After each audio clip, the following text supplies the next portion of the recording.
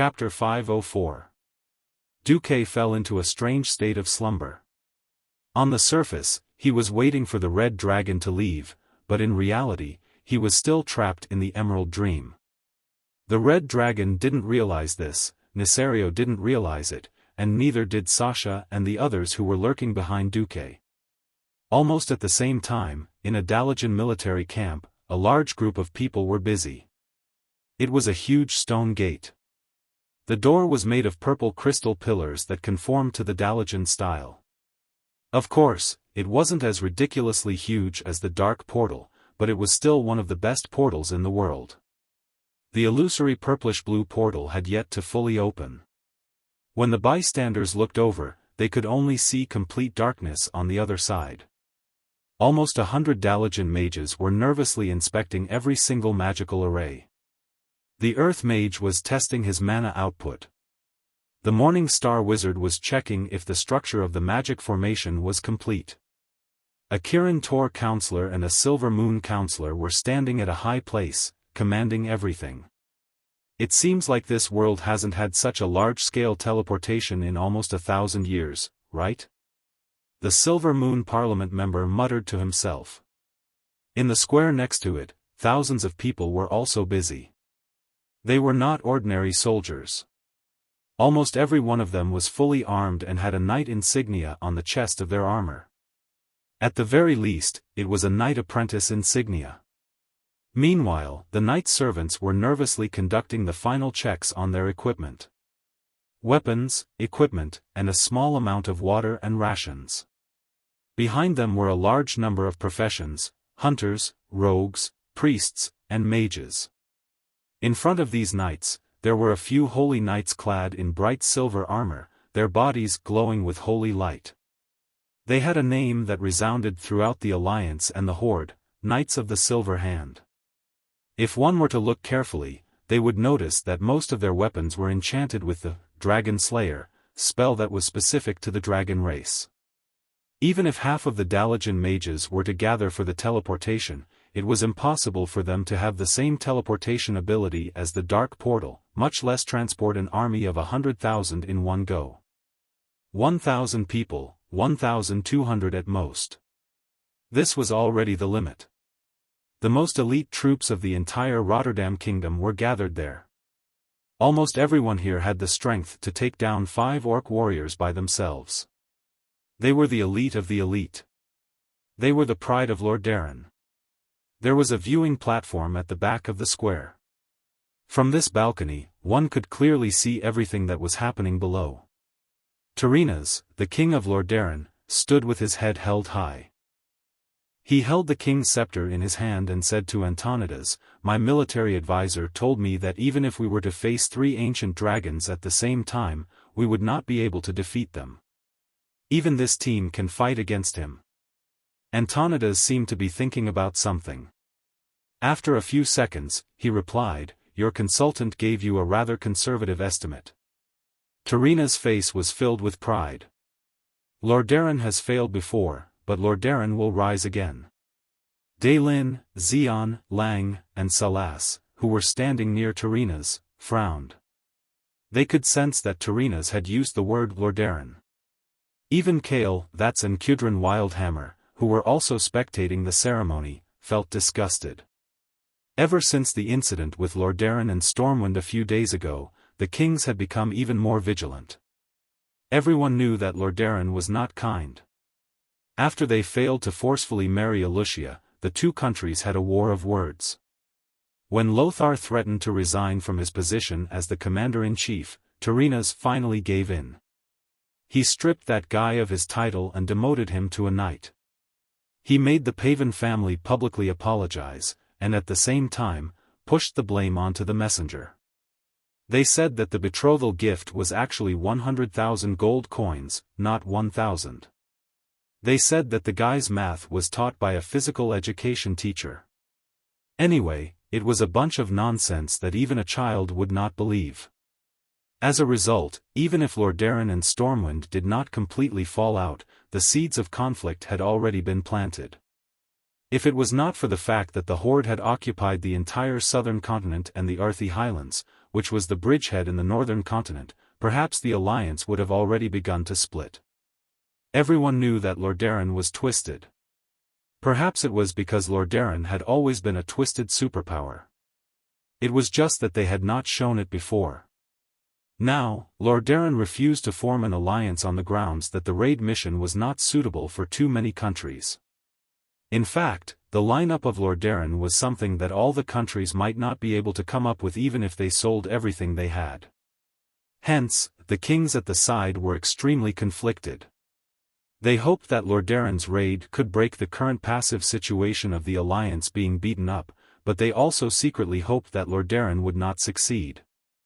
After all, once they lost the last trump card, the Red Dragon, the Horde would very likely collapse. They could not imagine how arrogant Lordaeron would be after completing this important turning point of the battle. Of course, this time, if Duque was here, he would say that Lordaeron was going to poke a hornet's nest live. Tyrrhenas turned around and opened his arms to the kings. Did you see that? The elites of Lordaeron are so strong. Did you see that? This is the heroic posture of a sure-win army. The kings saw the almost crazed expression on Tyrrhena's face. However, none of the kings said a word, except for Lang. Ryan Rin strode forward. This seemingly ordinary movement was filled with a firm, cold, and sonorous feeling. Mograine, who was standing beside Tyrrhenas, could not help but narrow his eyes. General Menethil, I just want to tell you one thing. Never look down on those you think are just pawns. With that, Lang walked away without looking back. Chief Marshal Anjuin Lothar also left with Lang. Within the alliance, the way of addressing someone was very vague. To be more intimate, one could call him by his name, adding, Your Majesty. For example, normally, Duque preferred to call Tyrrhenas, Your Majesty. If it was business, then he would call the other party by their military rank. At this point, all kings were generals. It was not wrong for Lang to call Tyrrhenas that. But this way, the relationship between them was very cold. But Lionel was Lionel. Even if he was the ruler of a fallen country, he would definitely not be snubbed. He was asking for it. Lang's public flipping of the table in the political arena made Tyrrhena's face turn sour. Then, Tyrrhenas sneered. Don't care about him. This is a righteous battle, and we will definitely win. If you are ready, please begin, Master. Antonidas did not like Tyrrhenas. This was the shamelessness of politics. As one of the countries that had received enough benefits, Antonidas had to fully support this operation. On the surface, this was purely Lordaeron's army. In reality, after the Dalajan received the benefits, they allowed many free mages to sign contracts and transfer to Lordaeron. Chapter 505. If the operation failed, Lordaeron would suffer a double loss, and the Dalajan would not have a good time either. Antonidas nodded, and waved to the people below. Immediately, a commotion began to spread. Everyone, get ready. Open the portal in 5 minutes. Countdown begins. In the plaza, the servants in charge of preparations began to leave like a flowing stream. Soon, the only ones left were the generals and soldiers. Unrelated people were quickly taken away. The Dalajan guards in charge of safety quickly sealed off the plaza. Groups of Morning Star mages stepped into the magic formation beside the portal, and entered their designated positions. Everyone began to look at Grand Mage Antonidas on the platform. After preparing the guards, Antonidas quickly began to cast a spell. After a short incantation, Antonidas's consciousness began to enter the hazy void. He was looking for the spatial coordinates of Grim Battle Fortress. Teleportation was never an easy task. Unless it was a capital city of a kingdom, it was difficult to have complete spatial coordinates. Most of the time, mages had to explore it themselves and lock onto a target. If they were not careful, it would be a tragedy. Hence, few mages below Radiant Moon dared to teleport to areas outside the major cities. To avoid alerting the enemy, the Alliance did not even set the coordinates with the Grimbatal mages beforehand. The person they relied on the most was naturally breaking Dawn Mage Antonidas. He did not have to spend much effort to find his target. It was to the east of Grim Battle, near the Dragon's Maw Gate in the future. He could not set the portal on top of Grim Battle Mountain. Firstly, there was not much space there, and secondly, the assault team would be very passive against the Red Dragon's repeated attacks. He also did not have the cheating skills of the Wings of Death to directly find the secret passage to the Red Dragon Queen. He could only choose the most suitable spot, an empty space between the Horde's army and Grim Battle Fortress. Found it. The moment Antonidas locked onto the coordinates, the huge portal in the plaza began to fluctuate violently. First it was a ripple, and then it turned into a huge wave made of an unknown substance. In a few moments, the scene on the other side of the portal appeared. It was a huge passageway, and both sides of the passageway were filled with torches. The tribal warrior who was in charge of guarding was shocked by the sudden appearance of the portal in front of him. Then, he saw the Alliance soldiers standing in front of the portal, ready to charge. General Abendus, the highest commander of this operation, raised his sword high. In the name of Lord Darren, charge! There was a loud roar in the square. With the most capable Silver Hand as the leader, the commandos rushed over. Leading the way, Abendus and Sidan Dathrahan charged forward like two sharp swords, and the beast men immediately fell into chaos. However, it was only a moment of confusion. To the surprise of the people of Rotterdam, the orcs seemed to be quite prepared. Hundreds of well-equipped orc warriors with considerable strength rushed out from the various branches of the main road of the fortress, and fought with the elites of the Rotterdam kingdom. The hundreds of orcs charged back at the 1,000 elites of the Rotterdam kingdom, and it seemed that they still had a chance of winning. A few orc centurions tried their best to encourage their tribesmen, hoping to use the relatively narrow terrain to contain the Alliance's offensive and turn the tide of the battle. However, he soon realized that his thoughts were just wishful thinking. In front of him were two of the most ferocious people in the Alliance.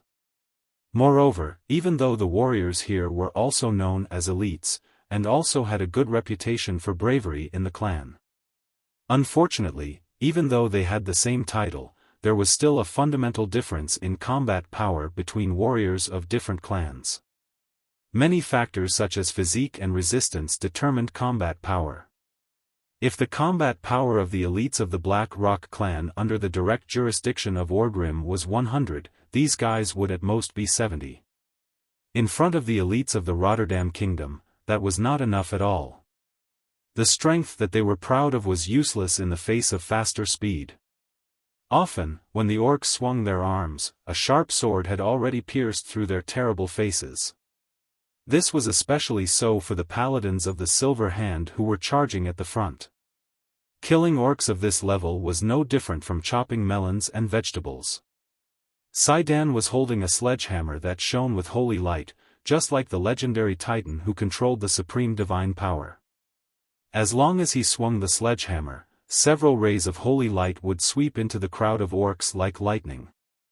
The platinum holy light hammer emitted a holy aura, and easily hit the orcs that weighed hundreds of kilograms like flying balls. With the enhancement of the paladin skill, dedication, Sidan would have a large amount of holy light penetrating the ground with every step he took, and then bursting out from the ground. As long as any orc was slightly weaker, their legs would immediately be burned by the holy light, and they would be charred directly. However, that was not the end. General Abendus, who was beside him, also became more and more courageous as he fought. In the end, he seemed to have entered a state similar to being possessed by the god of war. His red armor that looked like it was burning like flames was emitting some kind of light that was similar to holy light during his intense movements. That was already some kind of materialization of the special energy of the warrior profession, fury. The great sword in his hands actually surged with red power, and his majesty was like the arrival of Odin, the titan of creation. The roar that came out of his mouth was like thunder, and he did not even need to draw his sword. Just the power of fury alone was enough to unleash the special warrior skill, Thunderous Strike, and directly kill the heavily injured orcs. The soldiers of the assault team were so ferocious that the kings who were watching the battle from behind stared dumbfoundedly at all of this. They felt like they were in a trance, as if just relying on the elites of the elites, they could wipe out all the tribes. Terena's face had an unspoken arrogance that did not need to be expressed.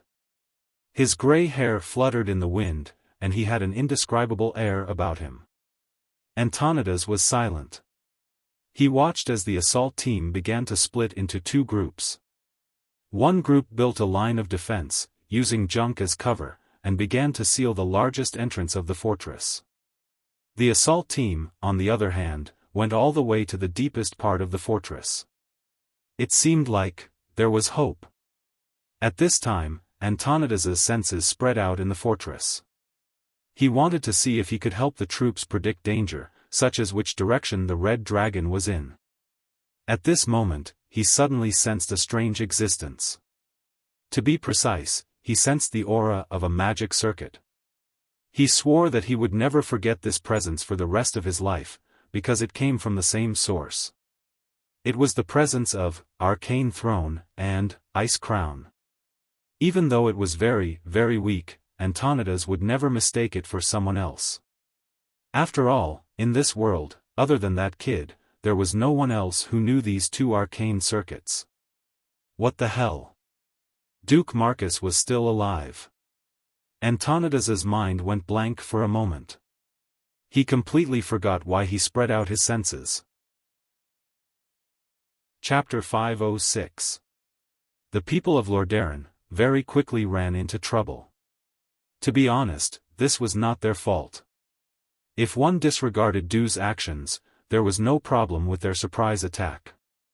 The fault was that they were at the wrong place at the wrong time, and met the wrong people. If they had come a few days earlier, they would have met with the emptiness of grim battle. At that time, the entire fortress only had the chief of the Dragon Maw clan, Zulud. If they had come later, when the tribe had finished adjusting, there would not have been so many gods. But to say that the people of Lordaeron were unlucky was the same thing. At this point in time, the entire tribe, other than the two brothers Rend and Maim who were sent to kill Ghoul Adan, and Grom Hellscream who was still being chased in the Tirisful forest, happened to have a meeting with a large number of chiefs. Yes. It was in this grim battle that the meeting was held. Just yesterday, Great Chief Orgrim, who had just barely escaped with his life, had left his deputy Sobek behind after making arrangements for the war in the Arthi Highlands. After that, a large number of chiefs had come to a meeting, and it was a secret meeting. Orgrim, Kilrog Deadeye, Zulud, Cashdrake, Rexer, Kargath Bladefist, and a large number of chiefs from second-tier clans. Because it was a secret meeting, of course it would not be a big deal. The moment grim battle was ambushed, Orgrim's reddish-brown face almost turned green like his compatriots. Operation Decapitation. Duque gave Orgrim too much pressure. Without knowing that Duque was also in trouble, Orgrim almost immediately thought that it was Duque's plan. For a moment, Orgrim was on the verge of collapse, but the chief was still the chief. After sending some ordinary soldiers to test the waters, he immediately had a plan. Sitting at the head of the table, Orgrim calmly asked, "Is the human portal still open?" "Yes." Zulud replied. "Kargath, bring your people and Rexer to block the portal." "Understood." The one-armed Kargath waved the blade attached to his broken arm, revealing a cruel and bloodthirsty smile. "Zuluhid, tell Necros to hide." "Yes." "As for the others, follow me to the Alliance to get a piece of meat." As he finished, his burly body suddenly stood up. Everyone could see Orgrim gripping the infamous Hammer of Destruction tightly. The people of Rotterdam were dumbfounded. After all, this wasn't their territory. Even with the map provided by the bronze-bearded dwarves, not everyone could clearly find their way in the middle of a bloody battle. Apart from the unlucky ones who were smashed to death on the spot, the people of the Rotterdam kingdom were dumbfounded, especially when the roof of the main passage of the fortress suddenly collapsed, and a large number of powerful people jumped down. The Alliance and the Horde had been fighting for a long time, and everyone knew each other very well. Everyone knew that the Alliance relied on formations. The infantry shield formation at the front opened up the path, the spearmen and great swordsmen in the middle, the formation mages and archers at the back, and the priests to heal them. If he could grind down the energy consumption, he could teach the beast men how to behave. The Horde's strength lay in the quality of the individual soldiers. Once it got into a chaotic battle, an orc could easily kill 10 human infantrymen. The Horde's attack this time was aimed at the Alliance's weak spot. The warriors of the Broken Palm clan appeared out of nowhere and cut off the Alliance's formation in an instant.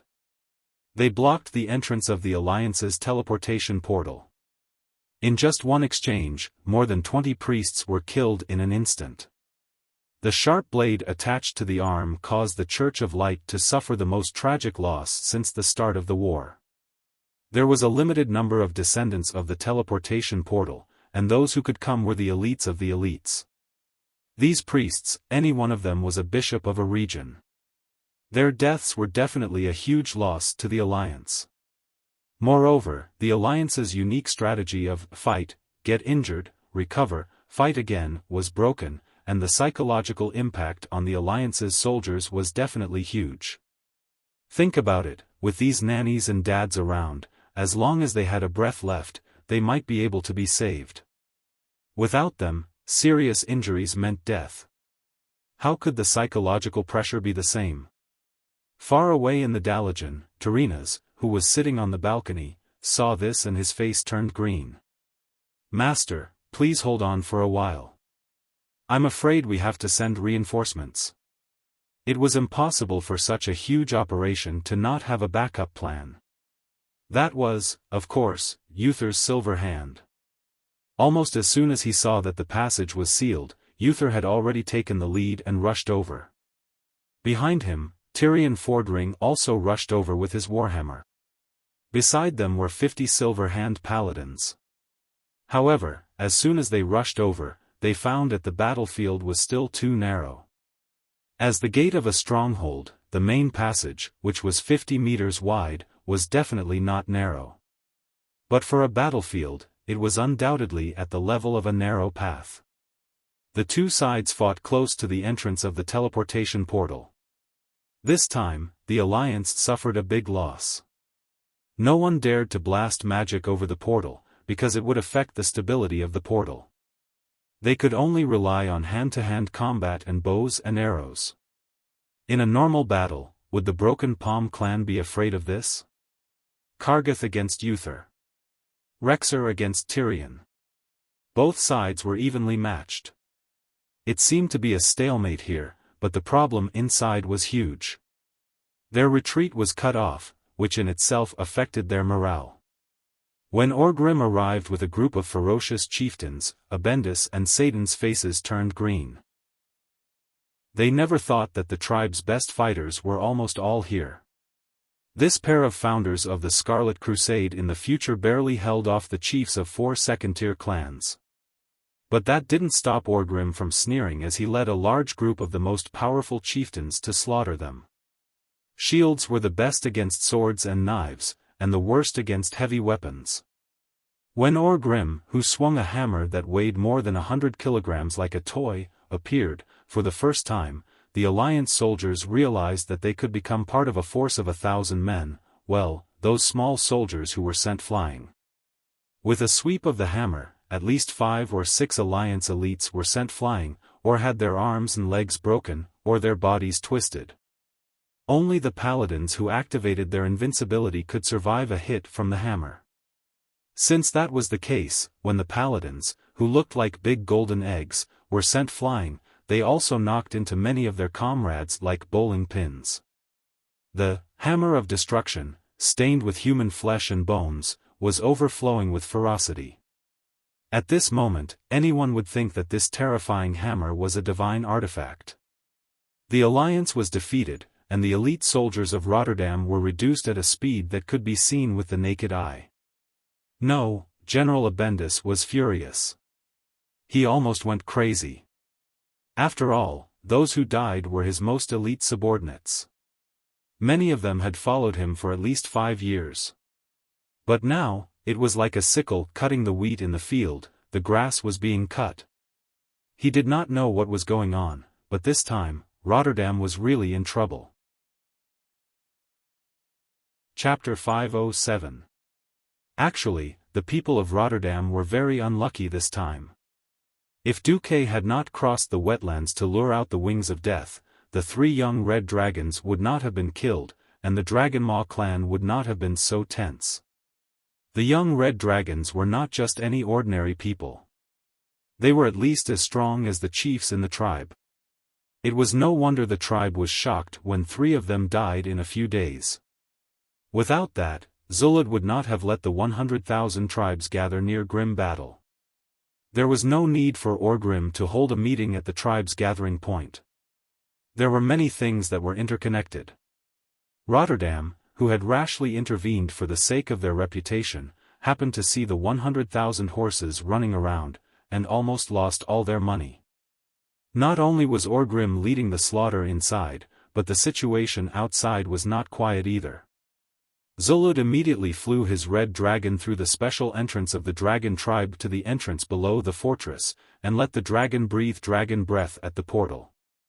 To put it bluntly, the portal was a condensation of magic power. If the brainless orcs used axes and hammers to attack it, even 10,000 people would not be able to do anything. But dragon breath was different. The essence of dragon breath was fire elemental energy. Although enough fire elemental energy would not destroy the portal, it would put a greater burden on it. The mages and the Dalajan were in a difficult situation. Who's attacking the portal? The mages found that their mana consumption was increasing. It was already difficult to maintain a portal that could transport dozens of people at the same time, but now it was even more difficult. Bastard! It's the red dragon again. Antonidas obviously knew what it was. King Tarina's face was drained of blood. The infantry could no longer break through the situation. If they wanted to change the situation, they would either have to sacrifice themselves and let the people at the door retreat. Or they would have to send in an overwhelming force. No matter how he looked at it, the tribe was well prepared. He tried asking, "Can the Dalajan send in more mages?" Antonidas glared at him. "How dare you ask me to send my precious high-level mages into such a messy battle?" Mages were definitely treasured by the humans and the entire alliance. The Dalajan Academy mages, in particular, were the worst at messy battles. It was generally accepted that the way mages were used was to suppress their opponents in positional battles. Tarina's suggestion, in the ears of the Kirin Tor chairman, was like sending him to his death. It was time to test Tarina's courage. If they retreated like this, they would lose at least half of their elites and gain nothing. If they continued to send more troops, the situation might not be good. Instead, it might cause more experts to fall into the trap. Tarina's was not satisfied. That should have been a great opportunity for the Rotterdam kingdom to make a name for themselves and show off their might. Why did Duke kill tens of thousands of elite orcs in a few moves? Why did it seem like sending the elites to their deaths when it was his turn? The old king's clenched fists trembled. There was no need for others to remind him that he had to make a decision. At this time, Antonidas suddenly thought of something and said, "Your Majesty, you don't have to be so pessimistic. When I opened the portal just now, I sensed the magical wave of Sir Marcus. He seems to be in grim battle." Hearing this, Tarina's, who understood the hidden meaning behind the words of the Archmage, almost vomited blood. He did not trust Duque and sent over 1,000 elites, but in the end, he was just pretending to attack for Duque? Wait a minute. Wasn't Duque about to die? How did he manage to sneak into the fortress while being surrounded by tens of thousands of orcs? This time, not only did the Rotterdam kingdom's fists tremble, even his body was shaking. Tarina's was shocked. Lang and Andoin were overjoyed. The two brothers looked at each other and saw the joy in each other's eyes. Duque was still alive. Lang could not suppress his excitement and quickly went forward. "What's wrong with Duque? Can you sense his condition?" Antonidas nodded. "I don't know about his physical condition, but his magical wave is not weakened at all." Hearing this, all the kings were moved. It did not matter if Duque was about to die or not, at least he could fight. Those who had seen Duque in action knew that Duque could not be considered a Morning Star mage. In group battles, he was even crazier than many Radiant Moon mages. Moreover, his various miracles in the past always made people think positively of him. At this moment, the clouds above Grim Battle Fortress suddenly rolled back layer by layer, forming a huge hole in the sky. Endless fire poured down from the hole. The entire mountain top was covered in fiery red. Ancient dragons? Another primordial dragon had arrived at this time. Just how many ancient dragons did the horde control? How many ancient dragons did they control? Just as everyone's expressions changed again, the scene suddenly changed.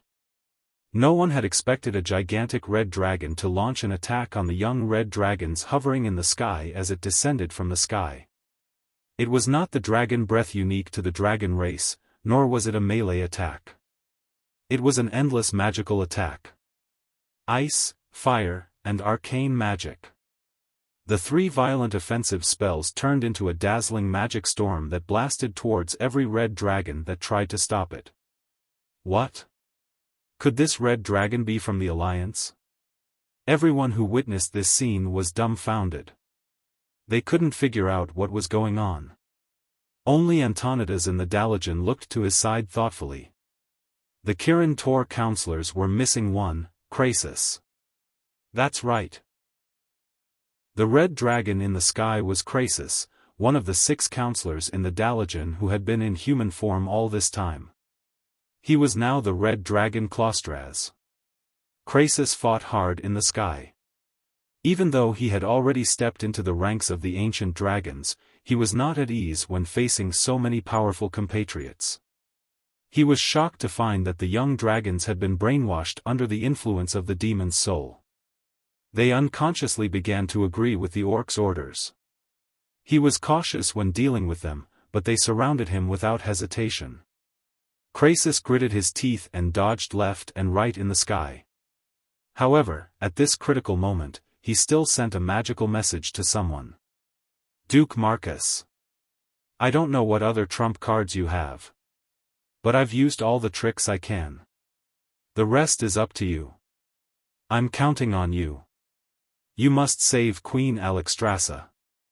At this moment, Duque, who had fallen into a deep sleep at the secret passage of Grim Battle Fortress, suddenly opened his eyes. He replied with a magical message. "Wait for me." Chapter 508.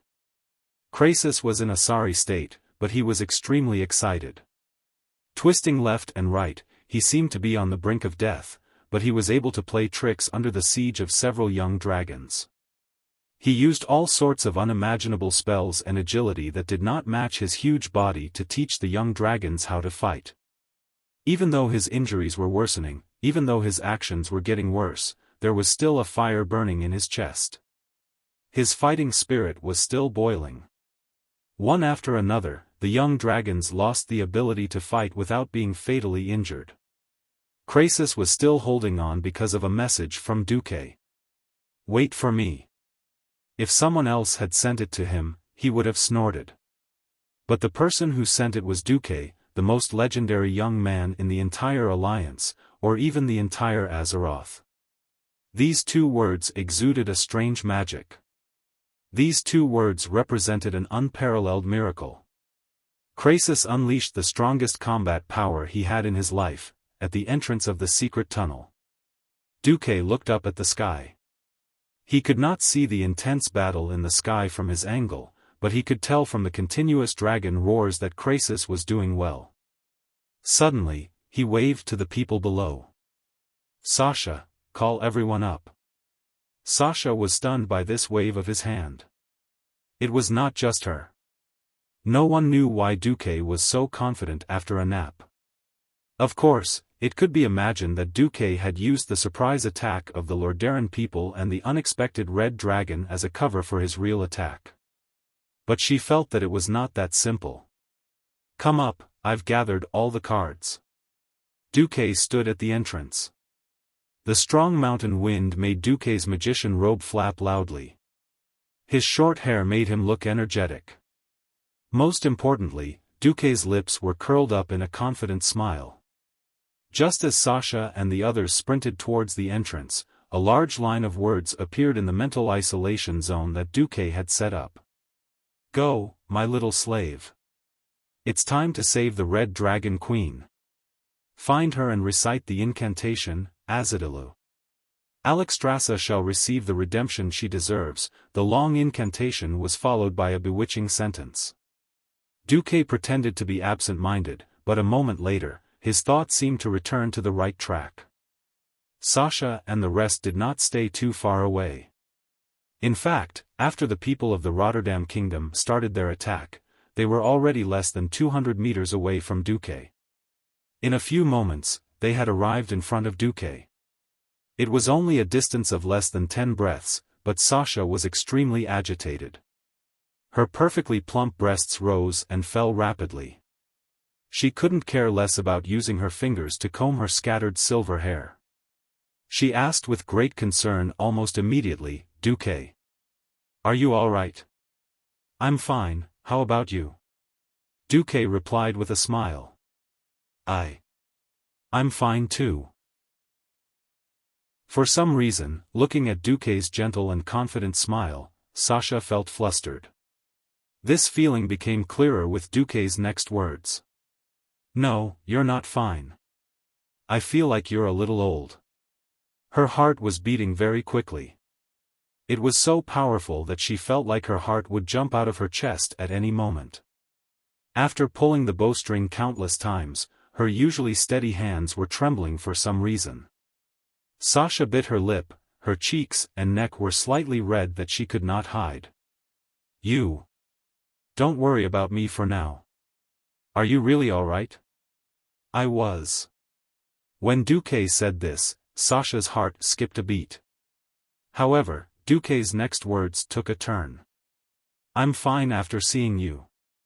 You.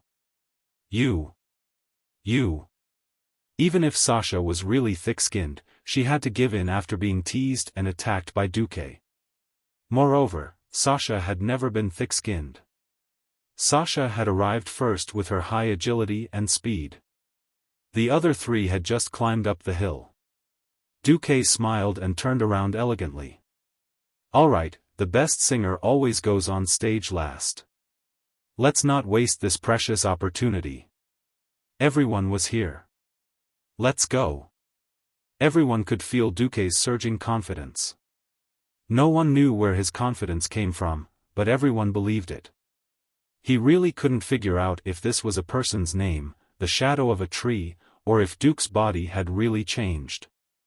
"I'll go first." For once, Gavin Rad was not a spectator. He took out his shield and one-handed hammer and prepared to open a path in the dark cave. "No need. We won't have any enemies before the little red dragon appears. F***CK. We still have to fight the red dragon?" Apart from Marion, the other three were all shocked. Damn it, they really did not understand why the red dragon army was so obedient to the tribe. Gavin Rad cursed the tribe, but he did not try to persuade Duque. He was very clear about his position. He was just a worker. Working obediently would naturally be beneficial. Also, he was quite satisfied with his current situation. The group followed Duque through the dark, narrow, and long cave. After about 4 or 5 minutes, the tunnel before them suddenly opened up. It was a huge funnel-shaped cave. They had just walked to a relatively open area when the darkness ahead suddenly changed.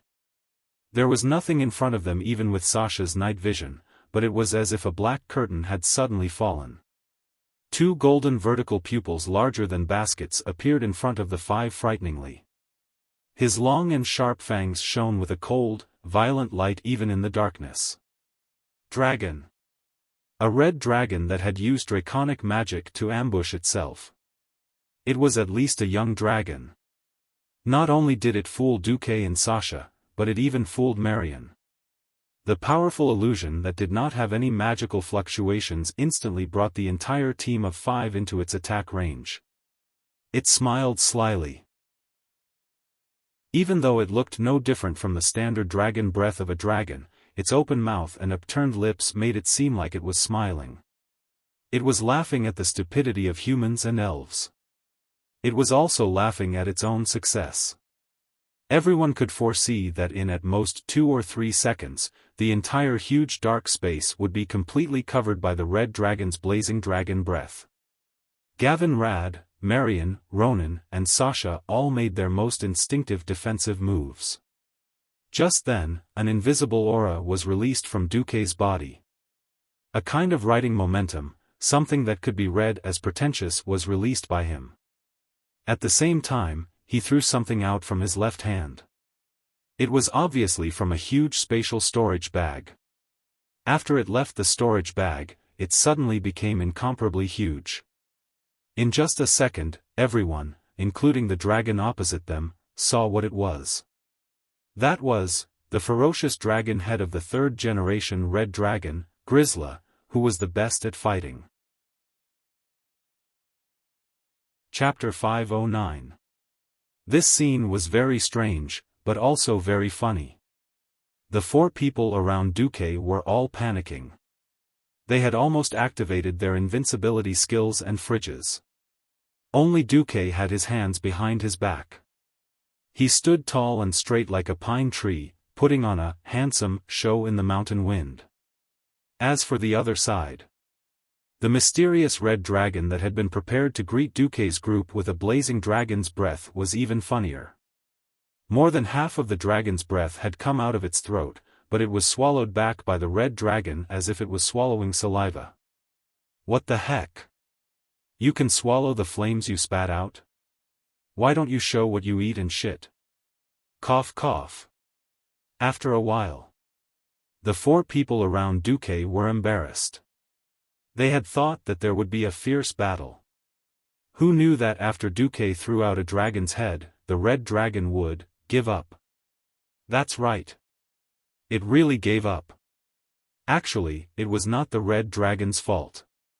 Ancient dragons were not cabbages that could be found anywhere they wanted. Kurtzla was the famous leader of the 3rd generation of dragons in the red dragon army. Had he climbed a mountain of swords? Had he seen a pot of boiling oil? Had he seen someone swallow 10,000-year-old ice as ice cream? She did. See. After. That's right. That was what Kurtzla had done.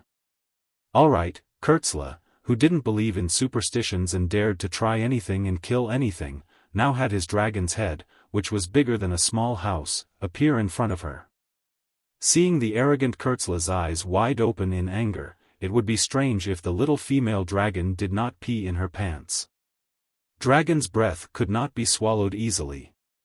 A large amount of dragon breath could not find a place to vent, and could only come out through the gaps of her teeth and nose, choking her half to death. She was so stunned that she did not dare to spray this dragon breath on Duke. His long snake-like neck quickly turned and spat the dragon's breath to the side. Cough. Cough. Cough. The little female dragon choked so hard that her tears almost flowed out. Ronan, Sasha, Marion, Gavin, Rad, silence. Dead silence. In the huge, dark cave, only the sound of the little female dragon's bitter coughs could be heard. What the hell was this? Sasha and the other 3 looked at Duque with admiration that was beyond reason. Everyone held their breath, waiting to see what Duque would do next. Duque slowly raised his right hand, palm facing upwards. Ronan, where's the little thing Krasis gave you? Give it to me. How did Duque know that Krasis had given him a small talisman? However, he did not hesitate. Duque was the leader of the team.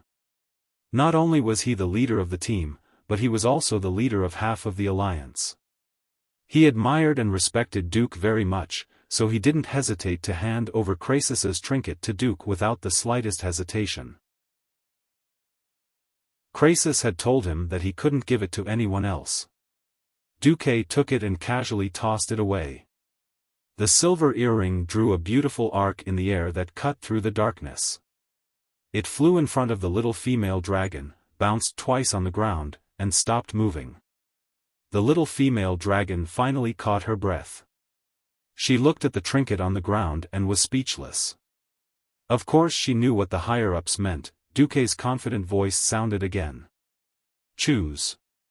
Become the second Graz, or do us a small favor. Duque's lips curled into a sinister smile. He seemed to be waiting for the little female dragon to reject him so that he could publicly slaughter her. Who would have thought that the little female dragon would choose neither? Her huge yellow pupils rolled around as she spoke in the human language. I must be seeing things because I've been on too many missions recently. This won't do. I need to catch up on some sleep while I'm on sentry duty. With that, she swayed her huge body and curled up in a corner of the huge cave like a puppy. She curled up and slept. Yes, I'm sleeping. I didn't see anything. I don't care if you believe it or not, I believe it. That was what the little female dragon was implying. At this moment, the world seemed to fall silent. Windsor and the others were completely speechless. That worked? Was this guy a dragon or a profiteer selling fake goods in the antique market? Duque scared the dragon just like that, and it was terrified? Duque, who had retracted his dragon head, should have led everyone over. However, Duque suddenly turned around quickly and took a step towards the little female dragon. His right hand even shone with the light of magic. No matter how you look at it, it looks like Duque is about to make a move. As expected, the little female dragon, who had been pretending to sleep, jumped up. Almost all the scales on her body stood up. She looked like a frightened cat. Who knew that Duque would raise his hand and cast a small illumination spell? Duque looked calm, as if he had done nothing. No, I just wanted to ask. Do you know where your queen is trapped? Which path is closer? The little female dragon was aggrieved. The little female dragon wanted to kill someone. Tears almost spurted out of her eyes. I'm a young dragon over 1,000 years old. You can't bully a dragon like this, she cursed Duque's ancestors in her heart and pointed at a cave entrance. Alright, she couldn't even pretend to sleep anymore. The little female dragon could only watch warily as Duque left. The moment they left the dragon cave, the four heaved sighs of relief. Yes. Ronan knelt. Marion knelt. Windsor knelt. Gavinrad knelt too. Boss, you really scared me to death. I was ready to fight a dragon. Gavinrad looked like he was wiping sweat, but there wasn't a drop on his forehead. Duque shrugged. You can't. We've all seen this dragon. When we killed the first dragon, she was the one that patrolled over. She didn't have the courage to fight then, and she definitely won't now. Windsor was convinced by Duque's words. Alright, where do we go now? Go down. The others didn't know where to go, but Deathwing did. This guy was extremely annoyed as he muttered silently, directly crossing space and entering Duque's mental isolation layer. It wasn't an exaggeration to say that even if Duque closed his eyes, he wouldn't get lost. Suddenly, Duque sighed. He took out a handful of magic crystals from his storage bag and handed them to Ronan. Sir, this is too valuable. Ronan didn't know what to do. First, I need your fighting power. Second, isn't this a good chance to improve your spellcasting? Kill all the beastmen you see later. Duque was right. Orgrim couldn't let the Horde's trump card be destroyed by the Alliance just like that. In fact, after leaving the Dragon Cave, Duque's group started encountering large numbers of beastmen guards. Whoosh! Whoosh! Whoosh! The four of them were dumbfounded as they looked at Duke, who was strolling leisurely in front of the orc guards that kept surging out, as if they had seen a ghost. Chapter 5:10. Noises, screams, wails, and all sorts of other noises came from the surface. In the narrow cave, the echoes could be heard from far away. Everyone in the team could hear that the humans were at a disadvantage. Compared to the excited cheers of the orcs, the cries of the humans were filled with tragedy.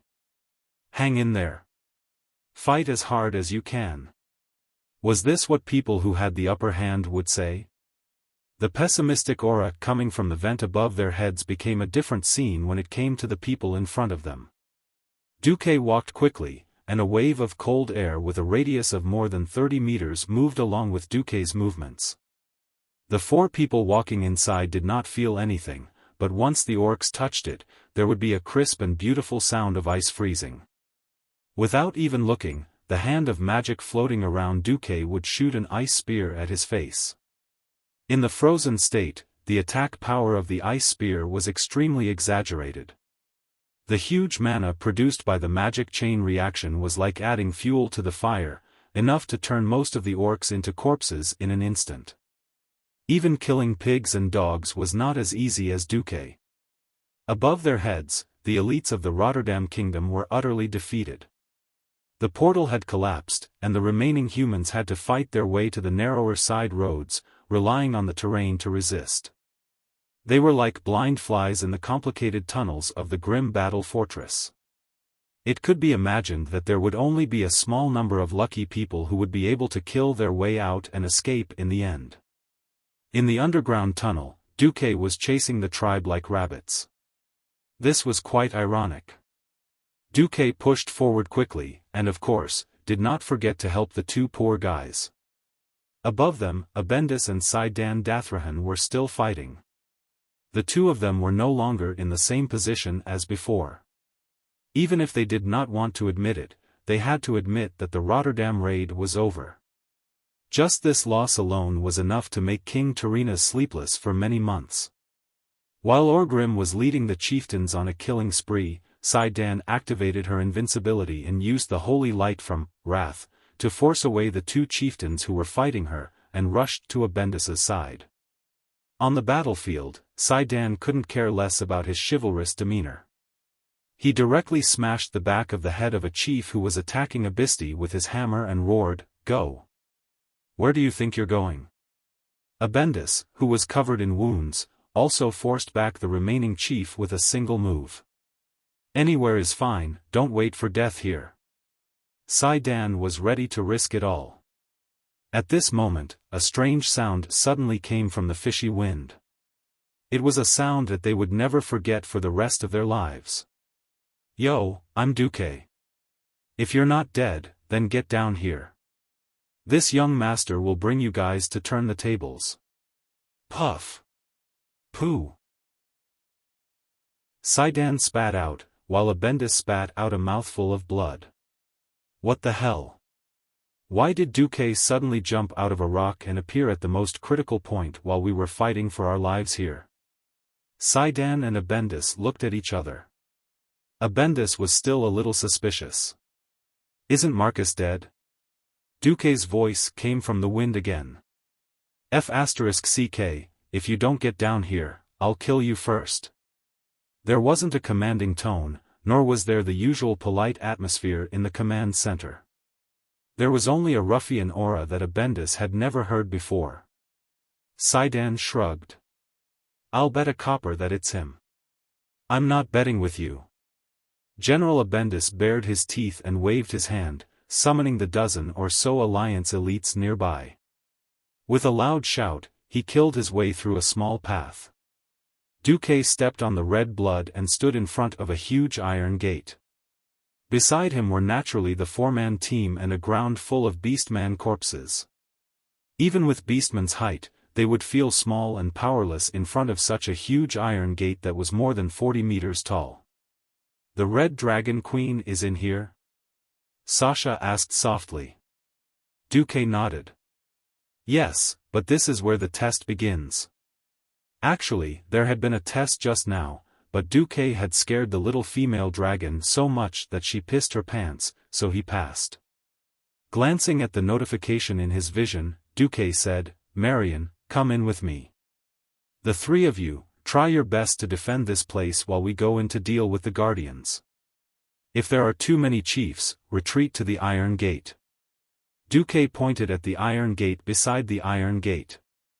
A paladin, a ranger, and a half-baked wizard. This strange combination of defending this huge tunnel didn't seem reliable at all. No one objected because this was Duque's decision, and it was a reasonable one.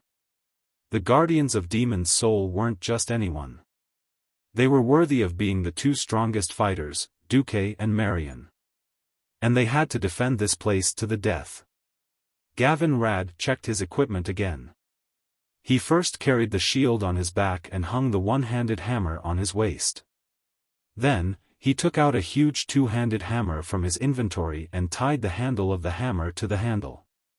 Sasha jumped onto a protruding rock beside the Iron Gate. Because the rock was high on the outside and low on the inside, Sasha treated it as an archery tower. She took out 3 quivers of arrows and fixed them on the wall. Ronan gritted his teeth and started absorbing the magic crystals he got from Duque like crazy. Just then, a commotion came from the cave entrance. The battered Saidan Dathrahan and General Abendis had finally arrived with 6 or 7 knights. However, the ones chasing after them were the chieftains of the strongest first-line clans, led by Chieftain Orgrim of the Horde. Seeing that Saidan and Abendis had managed to get here, Duque smiled. He shouted at the paladin who was being chased like a dog, "Help me defend for 20 minutes. With that, he didn't care about Saidan's reaction and brought Marion through the Iron Gate. "Oh no! It's Duke Marcus again." As if a bucket of cold water had been poured over his heart, Orgrim's heart sank into the abyss the moment he caught sight of Duke in his field of vision. Duque! Duque! It was Duque again. Every time the tribe was about to win, Duque would always come out and mess things up. Again and again. Again and again, he was kicked from the clouds of victory that was within his reach to hell.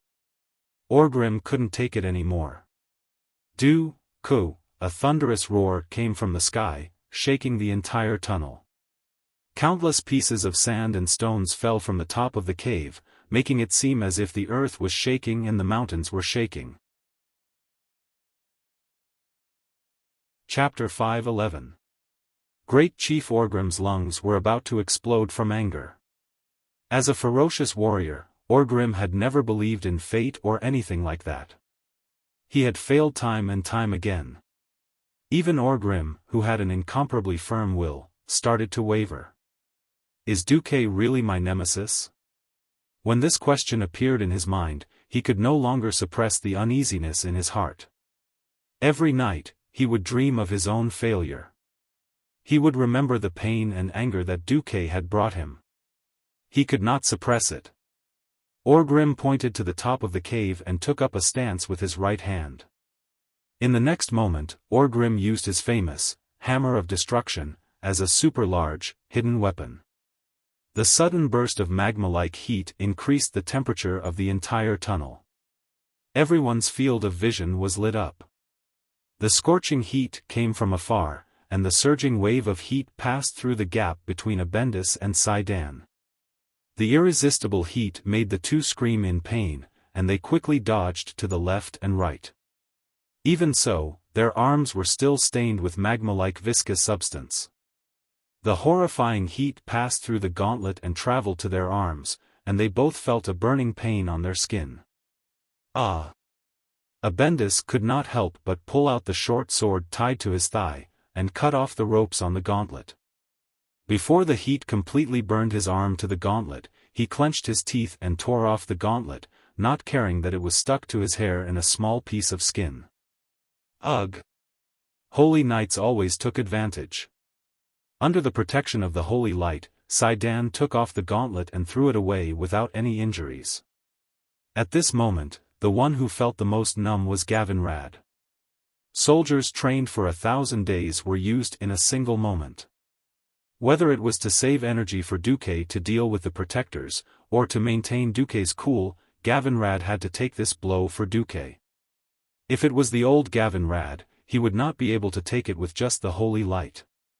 However, after Duque released the shackles of fate, the strengthened version of Gavinrad could still put up a fight. Gavinrad swung his giant iron two-handed hammer like he was playing golf. It drew a huge arc on the ground and accurately met Orgrim's hammer of destruction. The lightning energy awakened from the storm altar crashed into Orgrim's flame energy.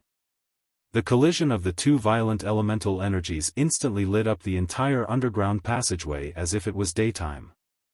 The corpses on the ground suddenly jumped up as if they had come back to life due to the vibrations of the power. Soon after, they were either burnt to a crisp by the uncontrollable flames and lightning power, or directly carbonized by the lightning power. The violent elemental energy spread in all directions, and the huge tiles on the floor of the passageway stacked up layer by layer like broken waves. It was a ghastly sight. It was like experiencing a small, terrifying earthquake. Gavinrad was in a sorry state, but he managed to hold on. It was impossible for Orgrim's flying hammers to be replenished every second. Gavinrad's quality was not good enough, but he was good enough. At that moment, Gavinrad did not know how many times he had cheered for himself. The result of the collision of the two hammers was that Gavinrad sent, Hammer of Destruction, flying like a high-flying ball. Duque's face was momentarily stunned. Then, Duque revealed a smile that Orgrim wanted to slap him to death 10,000 times. At this time, Duque actually had the time to wave his hand and make a bye-bye gesture to Orgrim. Ah! Orgrim was on the verge of losing his mind. As he charged, he picked up a large hammer that was obviously used by a centurion and charged forward. Behind him, Kilrog and the other chieftains charged forward as well. At this critical moment, a new group of Alliance army arrived. They were Uther and Tyrion Fordring. After knowing that Duque was still there, Tyrinas finally made the decision to raise the stakes. He sent the last reserve team over as well. This decision directly caused most of the top forces of the Alliance and the Horde to start a decisive battle in this rather narrow passage for an army. After entering the Iron Gate, it was pitch black. The Red Dragon Queen is imprisoned here? Marion, who was holding her staff, was confused. Her vision was not as good as Sasha's, but her night vision talent still allowed her to see further and clearer than Duque's. What entered her vision was a vast expanse of emptiness. Just be careful. Almost as soon as Duque finished speaking, the air in front of them suddenly flashed, and thousands of small fireballs exploded out of thin air. These fireballs spun quickly and merged with each other. Finally, they formed a blurry human figure, and the silhouette quickly became clear. This was a huge flaming puppet, the guardian of Demon Soul. It was a magical life form that was unknown to outsiders. Get out of my way! Marion roared angrily, and her staff shone brightly. Without the silk wrapping around it, Marion's staff revealed its beautiful appearance. The staff was dark red, and the tip was made of an unknown jade material. It was a pure, beautiful, naked flaming angel. As she roared, the dark red staff in her hand suddenly brightened, and a narrow beam of light flashed from the tip. In the next second, a demon soul guardian that was pouncing towards Duque and Marion was split in half by the blue arcane light. There was no blazing light like the sun, nor was there any sharp light. With just one simple move, the guardian of the demon soul, which was created by the 4 dragon kings, was killed. Duque looked at this scene in shock. He finally had a clear understanding of the power of this delicate and seemingly weak female counselor of the Silver Moon Parliament. Go! I can't hold it for long. Duque's right eyelid twitched. He suddenly realized that the damned flaming puppet had appeared again, roaring and pouncing towards them. This time, Marion used the same trick again, but it didn't get the desired effect. The flaming puppet took the hit head-on, and only paused for a moment before it continued to attack expressionlessly. Marion had to use another powerful spell that Duque didn't know about to destroy the flaming puppet again. Duque gritted his teeth. Marion, be careful. Hurry up, I can't last long. Marion smiled bitterly. Duque took out the Grand Marshal's battle staff, and flashed deeper into the fortress. Chapter 5:12. At this moment, the atmosphere in the Dalajan Kingdom was extremely strange. The elites of the Rotterdam have been defeated? Don't be afraid, we still have His Excellency Duke Marcus. Yes. As long as he's here, we have nothing to fear. A large-scale elite assault battle that could have been recorded in history and surpassed the imagination of mortals had become the biggest joke. Just like how the silly orcs had fought with the humans on the vast sea, only to be killed. Today, the Rotterdam Kingdom had become the biggest joke. More than half of the kingdom's elite knights had been slaughtered in less than an hour. King Tyrrhenas could totally imagine that he would be criticized by the nobles of the Rotterdam Kingdom in the following days. If it was just a simple defeat, it would be fine. If they were to lose, they would lose together. At most, the whole of the Rotterdam Kingdom would suffer together, and everyone would go home to lick their wounds. But Duque had appeared. Duque, who was thought to have died somewhere, actually appeared again, and perfectly used the elites of the Rotterdam Kingdom as bait to lure away a large number of chiefs. What happened to being the leader? How did the great Rotterdam Kingdom become a sacrificial pawn? King Tyrrhenas felt a surge of anger in his chest, and he almost fainted on the spot. Tyrrhenas' face was very, very black, as if he had touched charcoal. His whole body was trembling. Others might think that he was sad about the loss of the elites, but only he knew that he had developed a grudge against a junior that he had always looked down on. Be it Anjouan Lothar or Duke Marcus, these two candidates for the commander-in-chief of the alliance were the only way out. Using the noble Lothar as a mascot, and then kicking Duque away when the war was not going well. That was what Tyrrhenas had thought. With these two scapegoats, it was only natural for the general of the Rotterdam Kingdom to be promoted to the commander-in-chief of the alliance. Who would have known that Anjouan and Duque worked together perfectly? One controlled the western battlefield, and the other coordinated the entire alliance perfectly, organizing many successful military operations, and expanding the alliance from 8 to 10? Just thinking about it made him mad. In exchange for a compromise, two country bumpkins from a remote southern country became the heroes of the alliance. His Rotterdam Kingdom had contributed money, manpower, and effort in exchange for a core position.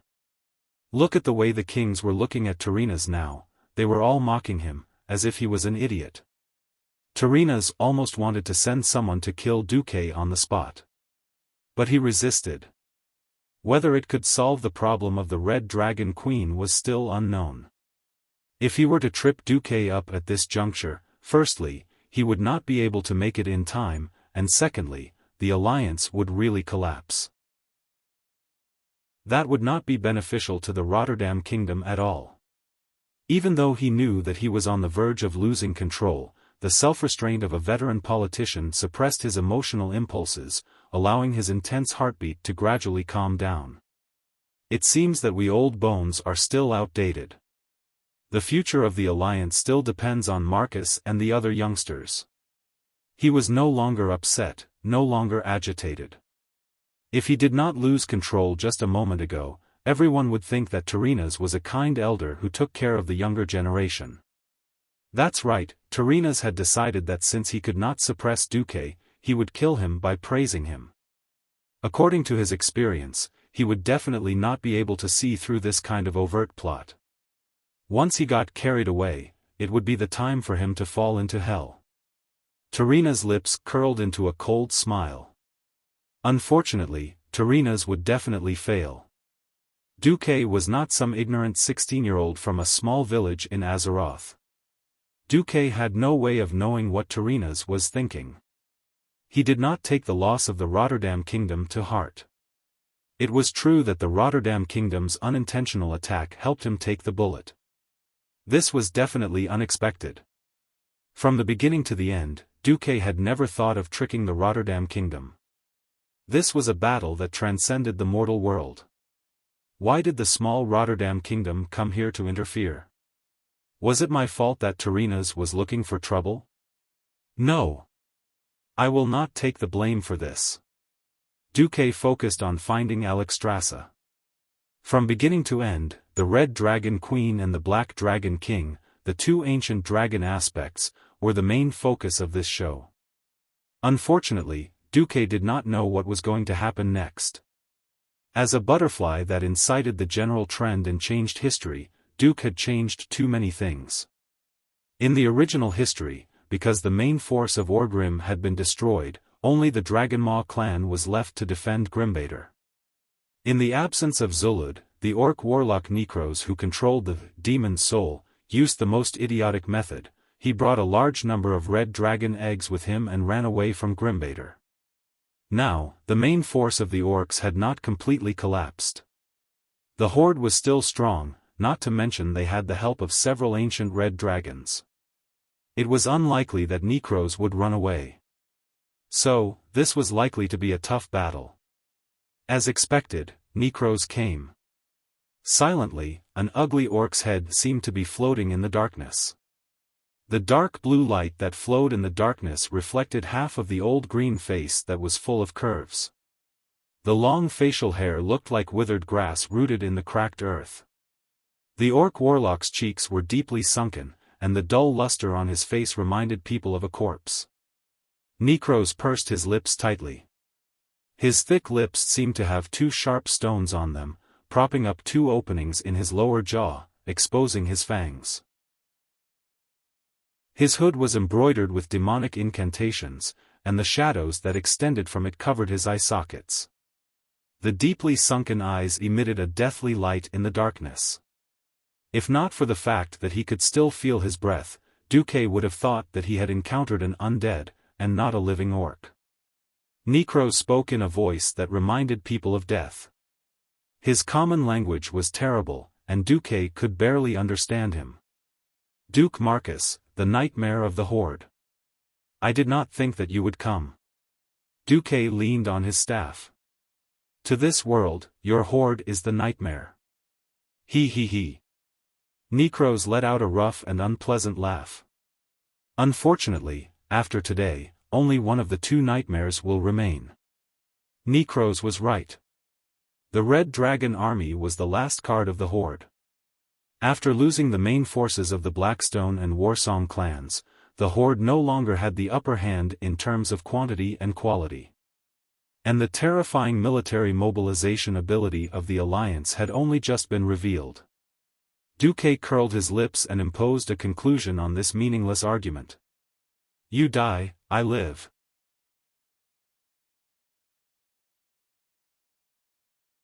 This lineup was really not bad.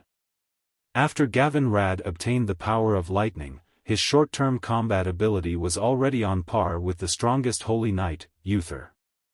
If both sides were to duel and the time limit was 10 minutes, it would definitely be a draw. Of course, if it was overtime, Uther, who had the purer power of Holy Light and could wear down the opponent, would win. Orgrim picked up the Hammer of Destruction, which was connected to his mind, but he still could not defeat Gavin Rad. Most of the other tribal chiefs encountered the same problem. Originally, Kilrog had the chance to heavily injure Abendus, but because of Sasha's arrows, he failed several times. And the duel inside was at its peak right from the start. Necros wanted to kill Duque in an instant. He had to do this. Demon Soul had never been a godly item that could be connected to its master's mind. Under the modification of the Wings of Death, it had long become the most powerful magic item. The price for such boundless power was vitality. Even though Necros was a beast-man with strong vitality, even though he would kill disobedient red dragons and sacrifice them to Demon Soul, for a terrifying magic item that could wipe out the entire Burning Legion expedition back then, this little bit of vitality was not even enough to fill the gaps between his teeth. Terrifying flames suddenly exploded, and the dark space became as bright as day. It felt like the darkest hell was suddenly surrounded by hundreds of suns. No. It was not just an encirclement. It was like a comet crashing into the ground at high speed. Even Duque himself did not think that he had any hope of surviving. Even Sasha, who was far away from the Iron Gate, could feel the monstrous heat coming from behind her. That was super high temperature that could even melt steel in an instant. Sasha's face suddenly turned as white as her beautiful silver hair. No, Duque. Everyone on the Alliance's side was so scared that their faces turned pale. Everyone on the Horde's side looked ecstatic. Necros is actually this strong? Orgrim laughed loudly, trying to use the common language to break Gavinrad's will. Duque is definitely going to die. Bullsh *T. Duque has never lost to you. Gavinrad retorted stubbornly, but it made Orgrim feel terrible. If it were anyone else, they would definitely be dead. But Duque. Ugh, Orgrim's heart skipped a beat.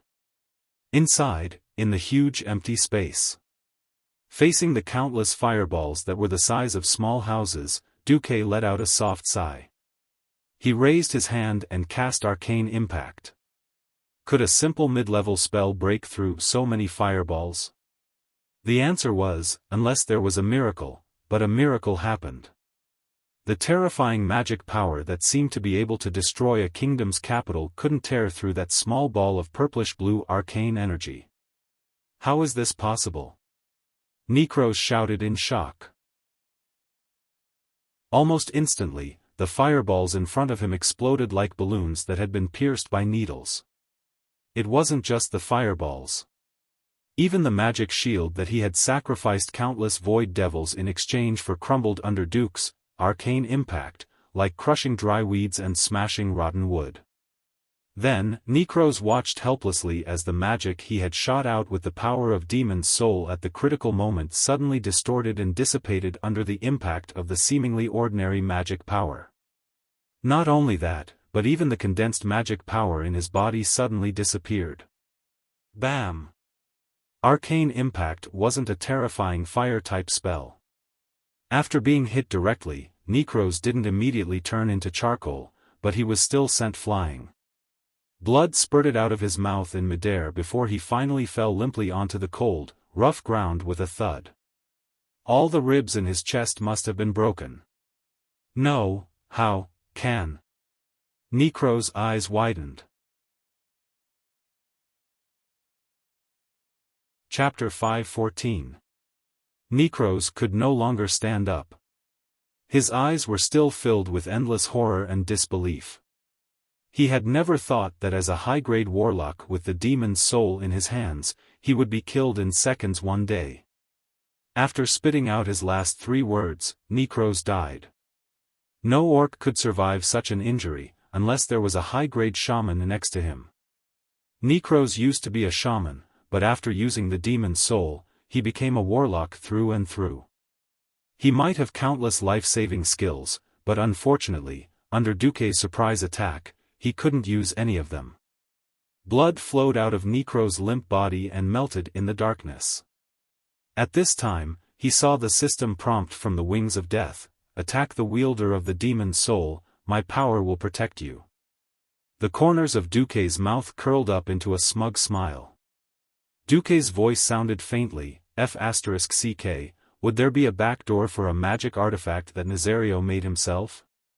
Back then, Nazario had tricked the 4 dragon aspects. As cunning as he was, he definitely wouldn't put himself in danger. Hence, the Demon's Soul could seriously affect the other 4 dragon aspects, but it definitely wouldn't affect the Black Dragon bloodline. Nazario had said that his power was protecting Duque, but to put it bluntly, the pendant contained his scales. Any power that came from the demon's soul would be rendered useless when it came into contact with the power in his scales. This feeling was like a college entrance examination in India. The examinees were taking the exam inside, and a large group of parents crawled outside the exam building to pass their children a cheat sheet. Well, the invigilator even treated the parents who were blocking the light outside the window as air. Thinking of this, even Duque, who had a vested interest in this, had a few words in his mind: legal cheating. An official hack. Do you understand? Just like that, the orc warlock Necros, who was clearly stronger, was killed by Duque in a second. At this moment, Necros' death directly alarmed everyone outside the Iron Gate. Everyone could see that the complicated incantations that were originally climbing like vines outside the Iron Gate receded like the tide. Once upon a time, this place was an absolute forbidden area for the beast men. Even if the great chieftain Orgrim wanted to come, he would need Necros to lead the way. Otherwise, even his powerful fire resistance wouldn't be able to save him. Now, even a fool would know that something had happened to Necros. Otherwise, such a change wouldn't have occurred. Long live Duque! Even though there were only 7 or 8 people left, the alliance suddenly burst into thunderous cheers. Hiss!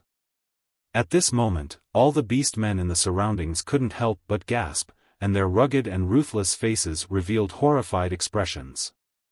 How long had it been since Duque and the female elven mage entered? Such a short time was only enough for them to reach Necros. After all, it took Necros 3 months to build this place into an impenetrable fortress.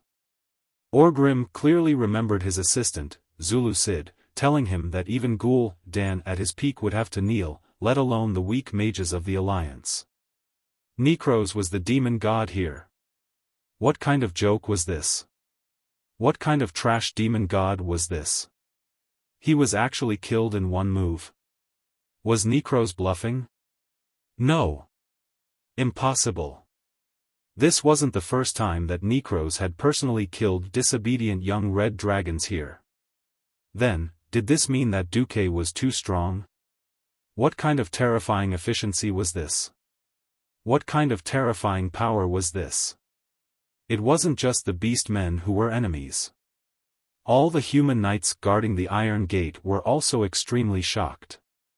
Forcing Orgrim away with a powerful lightning hammer, Gavinrad raised his hammer high and laughed loudly. Do you see this? Damned greenskins! This is the power of the greatest hero in the history of the Alliance, Duke Marcus. Just as the morale of the horde began to drop, Orgrim laughed out loud as well. Foolish humans. You don't even know what's controlling the Red Dragon Queen? That thing is called the demon's soul. Only warlocks who can control the power of demons can use it. As a mage, Duque can't use it at all. Ha ha ha. Without the order to remove the restraints, the Red Dragon Queen will never be freed. Of course, you can also try to kill that humanoid female lizard and then taste the anger of the entire Red Dragon army. Thousands of elites had died, and more than 10,000 had died in the rear. So much manpower and resources had been wasted, and in the end, it was all for nothing. This time, it was the Alliance's turn to be at a loss. Several people were instantly stunned, and some were even almost killed by the enemy. Suddenly, Sasha's voice sounded. Don't believe him. If he could solve it directly, Duque could have done it in 2 days. He delayed for so many days, and only yesterday did he personally tell me that all the cards are finally gathered. Finally gathered? If it were anyone else, no one would have believed such words. But the person who spoke was Duque, the most outstanding strategist in the entire Alliance, a wise man who liked to plan before taking action. If he dared to say such words, then it must be true. Orgrim looked at the battlefield in disbelief. He looked at the powerhouses of the Alliance who were at a great disadvantage but had high morale. The chief's expression was indescribable. The corner of his mouth twitched slightly, and his fangs seemed to be chattering. His eyes were filled with disbelief, as if he was in a dream. How could one person's prestige reach such a level? Orgrim had longed for this for a long time, but had never been able to reach it. Yet, his old enemy had reached it. It had to be said that it was ironic. Kill them. We still have a chance. Orgrim roared. Just then, a shining golden Gundam, oh, no, a paladin, suddenly smashed through the ceiling and descended from the sky. When he landed, the hard tiles around him cracked inch by inch. Sand and pebbles flew everywhere, and it was a mess. Go. Ask me first, Wother. The Alliance's strongest paladin had arrived. On the other side, Duque quickly ran over and searched Necro's corpse. It didn't take him much effort to find a platinum-colored disc hanging from the Beastman Warlock's waist. System notification: you have found the God-tier magic device Demon's Soul. Almost as soon as Duque's finger touched Demon's Soul, the image around him suddenly became clear. It was as if an invisible hand had lifted the black cover covering the entire room, revealing the situation inside the huge cave. This was a huge cave that could fit at least 2 Boeing 777 airliners. Duque didn't expect the Red Dragon Queen Alexstrasza to be less than 30 feet away from him. Chapter 5:15. This wasn't the first time Duque and the Red Dragon Queen had met. They had met once before after the Battle of Karazhan. At that time, Duque was completely focused on the death of Medivh and didn't have the time to carefully examine this legendary Dragon Queen who had existed throughout almost all of Azeroth's history. Even though Duque had seen Alexstrasza in the game, his impression of the Queen's human form was still very vague. Duque suddenly found that he couldn't take it anymore. The person in front of him was so sexy that it was against the rules. In his field of view, Alexstrasza was chained to the ground by a small iron chain. Her feet were facing Duque, and her body was facing inward. From this angle, the first thing he saw was a pair of long legs that were different from the slender and long legs of the elves. They were full of strength and beauty. They were the same long legs that gave people the feeling that they wouldn't break no matter how much they played with them. Further in, because of the angle of view and the fact that the Queen was only wearing a pantsuit, the view was dominated by her perky buttocks. The smooth and large curve formed a perfect arc. It was snow-white and full, and at first glance, one could feel that it was full of firm elasticity. The Queen's right hand was on the ground, and her left hand was behind her waist. She was half-bent, inadvertently forming a standard S shape. From this angle, as the line of sight moved, one could immediately see the eye-catching and proud peaks on the buttocks. The towering peaks were like climbing a towering mountain, and then immediately had to look up at an even higher peak. The firm and proud peaks, matched with the red and gold-rimmed breastplate, looked even more sexy and charming, like a red lotus in full bloom. Looking at it again, it was an angry oval face full of a strong exotic style. It was clearly a standard female elf face template, but the noble aura that was still revealed even under torture and defilement made it even more indescribably sexy. However, in her proud figure, there were a few criminal accessories. On her jade-like feet, there was a shiny black iron shackle around her ankles, and there was an evil metal collar around her slender neck. A long iron chain hung down from her neck, passing between her breasts and reaching the ground. This was basically hinting to Duque that if he really wanted to do something to the Queen, Alexstrasza would definitely be unable to resist. Is this the so-called Queen's temptation?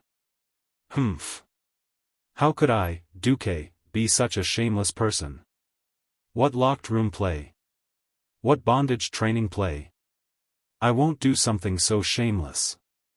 I am the righteous and reliable Lang Jun, the Duque with the highest moral integrity in the world. Ha ha ha. Facing the Queen who was looking back at him, Duque revealed a lecherous smile. If there were no mistakes, the moral integrity inherited from Medivh would be added to his body in 21 seconds. Hypocrisy would activate. His smile would also instantly rise from the level of a pervert to the level of a saint. Yes, the plan worked.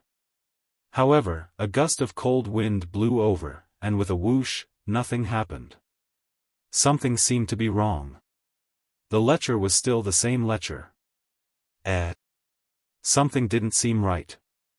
Duque quickly asked the system elf in his mind, hey, where did my integrity go? Hurry. Waiting online. Integrity? Host, do you have such a thing? The system elf replied seriously.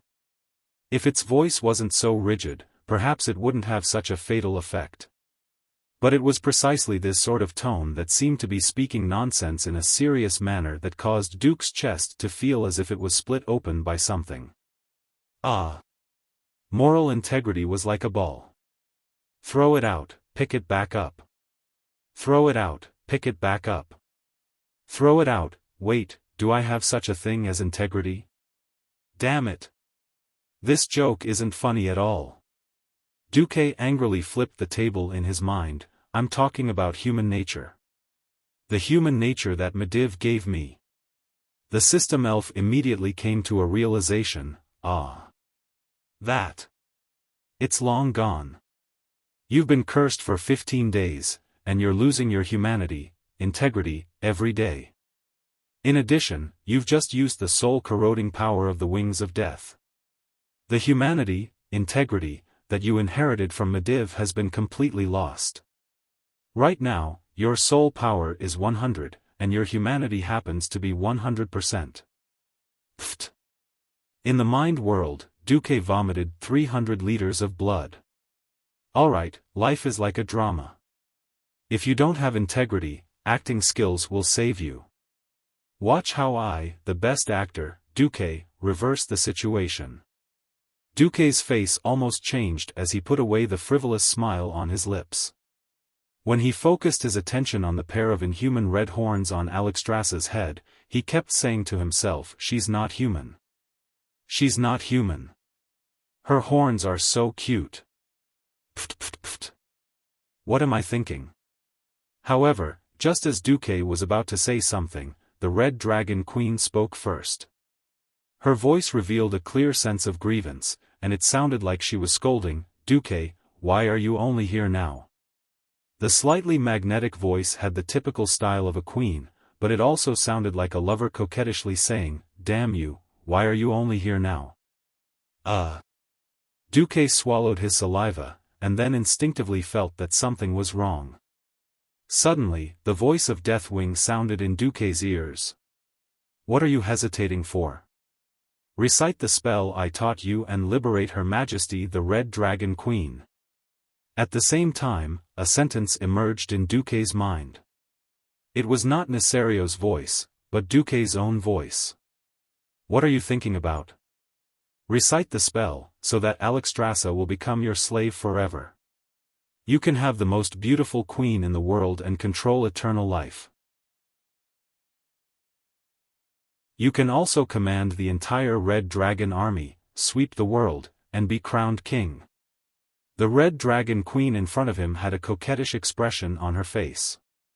She was more charming than all the female protagonists in all the romance movies that Duque had watched on his computer before he transmigrated. Alexstrasza did not know what happened to Duque at first. She was overjoyed when she saw that Necros, who should have died 1,000,000 times, was killed by Duque in one move. Oh Titan! You're the one who saved me. Thank you. Duque, hurry up and untie me. I don't want to stay in this damn place for one more second. Duque was unexpectedly silent, revealing a perverted look. But the queen did not care. Quick! Quick! Quick! My compatriots and I are absolutely happy to roast every living orc in the world with our dragon breath. Do you want any more rewards? Don't worry, I've saved so many treasures from ancient times until today that you can't even imagine them. Alright, since you saved me, I can share some with you, Alexstrasza said with a pained expression. Something unexpected happened again. Like a pervert, Duque pounced on her directly. Then, just as his hands were about to touch the queen's pair of giant cats, he suddenly pulled out Demon's soul with his right hand and took out a strange accessory with his left hand, wanting to smash it on Demon's soul. At the same moment, a cold male figure suddenly appeared behind Duque.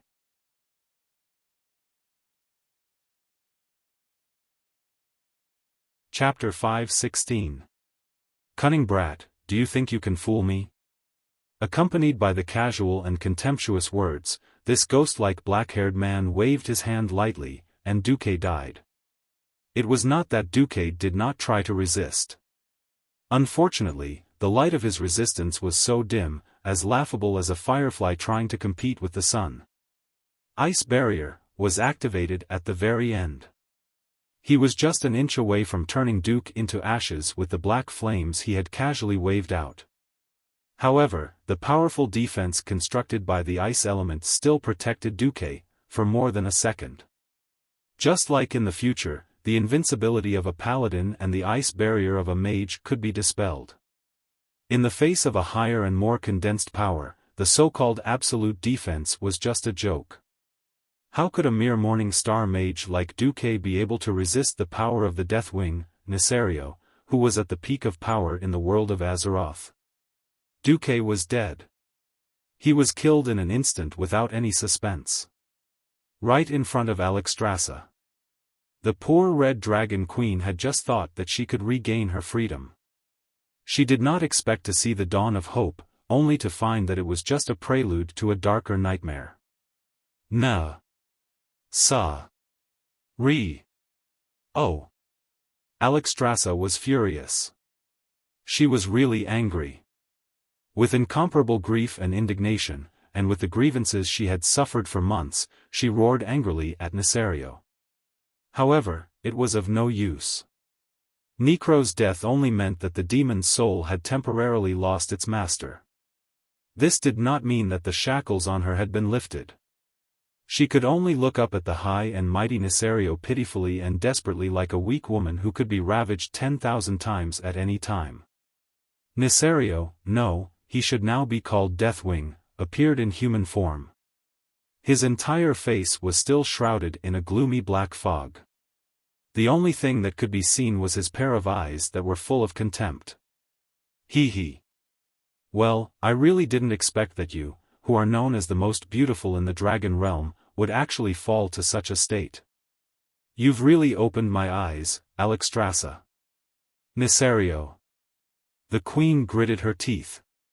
Don't call me that name. With a light shout, a strong wind was stirred up in the huge cave. The queen's long, fiery red hair was blown straight by the strong wind. After the rage, Deathwing's voice became gentle again. He stretched out his left hand with sharp nails, grabbed the queen's chin, and twisted her up. Spit. The queen directly spat a mouthful of fragrant foam towards Deathwing. However, that mouthful of saliva suddenly stopped in midair, and in the next instant, it vanished without a trace. Originally I wanted to send this filthy thing back to your face, but that would be a blasphemy to all dragons. So thank me, dear Alexstrasza. The Black Dragon King's sharp claws rubbed against the queen's delicate face, easily scraping out bloody scars. The queen's face was disfigured, but she instantly healed the scars. As the life-giver, as long as her power was not completely exhausted, her regenerative abilities were almost limitless. But, the Red Dragon Queen was trembling violently. Are you touched? I'm not interested in you. As long as I get what I want, it doesn't matter if you become a lowly orc slave or a despicable human plaything. He. Shaking Alexstrasza off, Nesario walked towards the back. There were a few huge dragon eggs that were blooming with a crimson glow. However, the power of the flames wrapped around the dragon eggs had almost been extinguished. The light was like a candle that was about to go out, and could no longer protect these dragon eggs. Bang! Nesario waved his hand, and suddenly, the last protection on the dragon eggs shattered. At this moment, she understood everything. Why did the demon's soul, which had been missing for nearly 10,000 years, suddenly appear. Why did this terrifying magic artifact that specialized in restraining dragons suddenly fall into the hands of the orcs? Why did the orcs find her so perfectly and inexplicably capture her? Why did the orcs so cleverly use all kinds of mental and physical torture to reduce her resistance and make more red dragons obey the tribe's orders? Then, why did Duque come to rescue her? There was an answer to all of these questions. Only the dragon aspect understood the dragon aspect the best. From the beginning to the end, it was all Nesario's plot. And his ultimate goal was her dragon eggs. Nesario probably wanted to use her dragon eggs to hatch the most evil and incredible new type of evil dragon that obeyed his orders. Alexstrasza shouted in despair, "No, don't touch them." Nesario did not stop. He sneered as he continued his movements. The queen was in despair. She was choking. Tears of sadness welled up in her eyes. Who will save me? Save my child that might be born. I'm willing to give up everything for this. It was as if the heavens had heard her prayers in the darkest of despair. A miracle had really happened.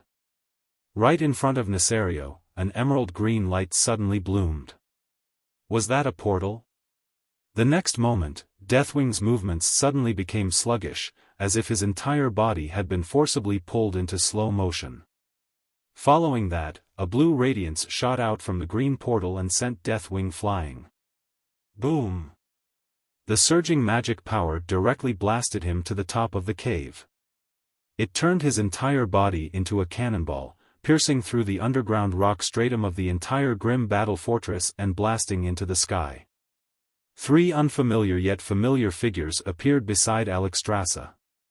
Although her eyes were covered by tears, she could not recognize these people for a moment. This did not hinder her from sensing who they were by their aura. Isra? Nosdorm? Maligos? Isra smiled and nodded, then sighed. Sorry, we can't touch that thing either.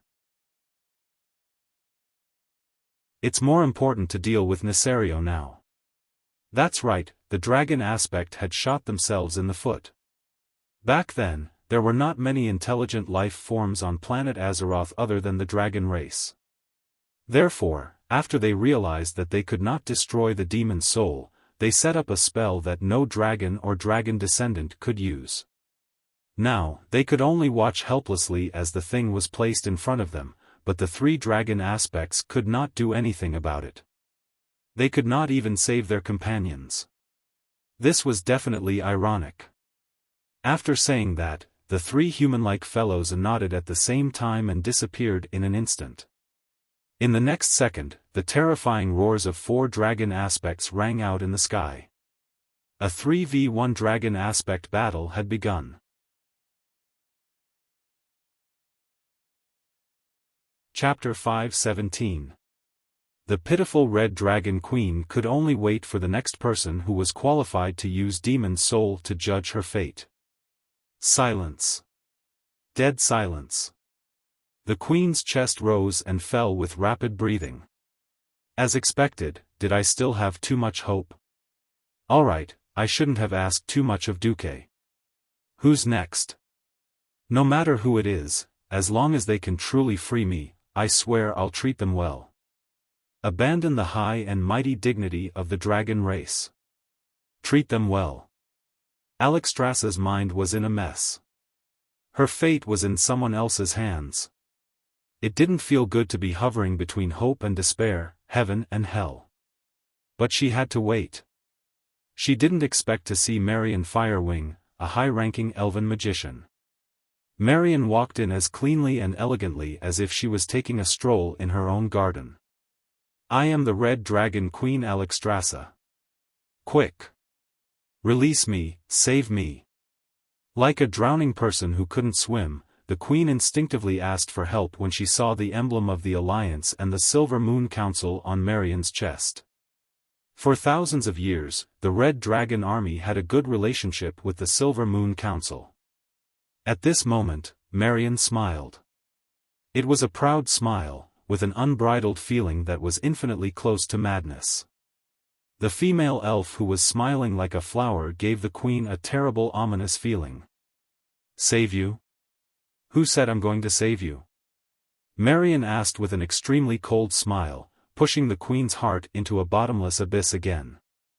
She had already fallen into the 18th level of hell. Who would have thought that there was another one at the bottom? 36 levels of hell? Are you afraid?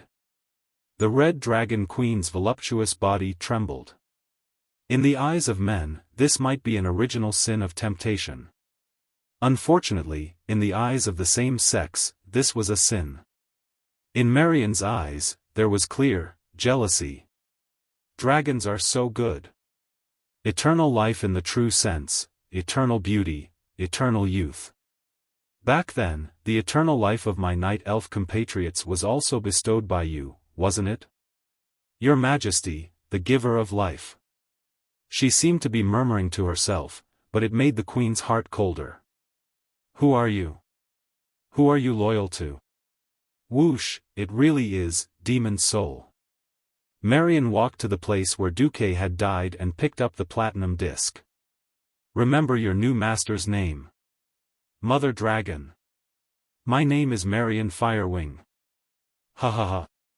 Alexstrasza's beautiful face was flushed with anger, but before she had time to feel sad, she began to feel the soul torture from the demon soul.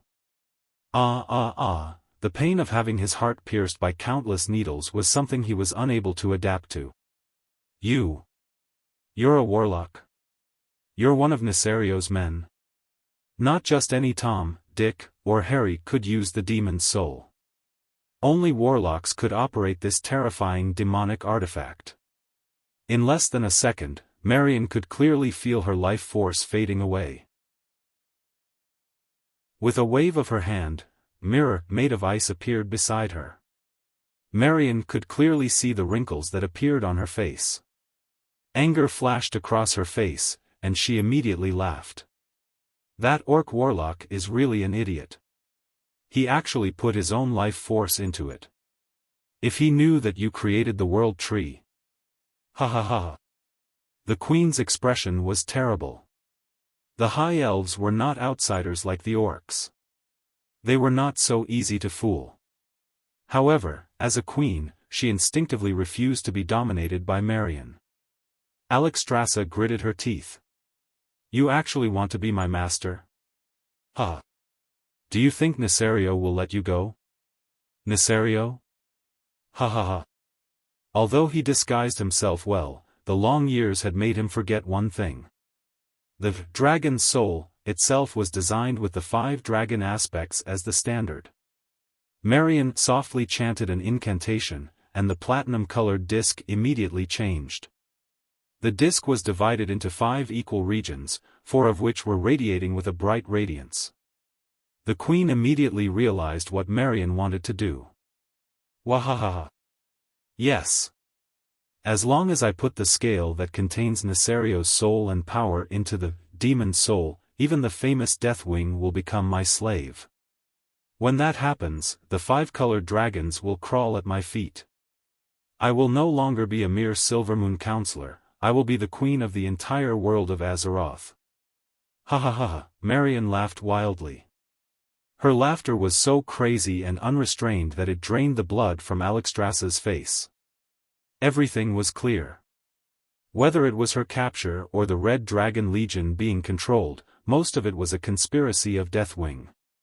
However, as Deathwing's backup, as the one who was truly trusted by Deathwing, and as the agent to control the other 4-colored dragons, Marion had chosen to betray Deathwing for some reason. In any case, the artifact, Dragon's Soul, which the dragon aspects had created to repel the Burning Legion, had really shot themselves in the foot this time. The queen was not optimistic about Marion controlling Nesario through the demon's soul. Because it depended on how much of Nesario's soul she got. If it was less than 10%, the evil Black Dragon King would probably kill Marion even if it meant the soul backlash. Once 1/3 of the soul was injected like the 4 dragon aspects, control would be inevitable. And it would involve the entire race. At this moment, Marion was suddenly attacked without a sound. Break! Break! Break! Break! Four emerald green arrows suddenly appeared in the air less than a palm away from Marion. Unfortunately, that was the end. The arrowheads were stuck in the air by some mysterious force, unable to move an inch. It was only then that an oval magic shield wrapped around Marion appeared in everyone's field of vision. Oh! Marion slowly turned around and looked at the female ranger behind her with a bow. It's you? Windsor Windrunner. It was Windsor. Realizing that something was wrong, she left the front line to Gavin Rad and the others and followed them like crazy. Let me ask you. Where is in? The usually beautiful and quiet Windsor now had unconcealable anger and excitement. Even her arms, which should not have trembled, were obviously shaking. Marion smiled wickedly. He's dead. The person who killed him was Deathwing. After saying that, she pointed at the Grand Marshal's combat staff, on the ground that was blackened by the flames. When Windsor came in, it was not that she did not see the blackened head of the staff, but when she suddenly heard the news and saw Alexstrasza's depressed expression, Windsor suddenly felt dizzy. No.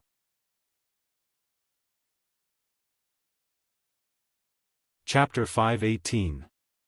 The Grand Marshal's staff wasn't an ornament from a noble's house.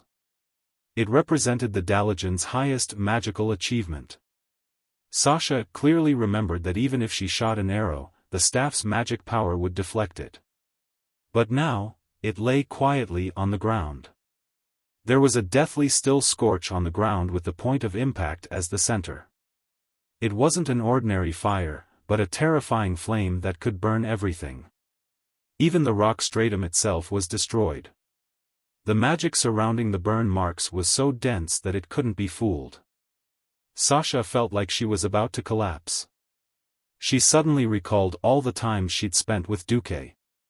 The miraculous things he'd done after appearing as her future brother-in-law, turning trash into treasure, modifying the storm altar, repelling an army with a single banner, saving Lordaeron City from a desperate crisis, and saving the Red Dragon Queen despite being cursed with death.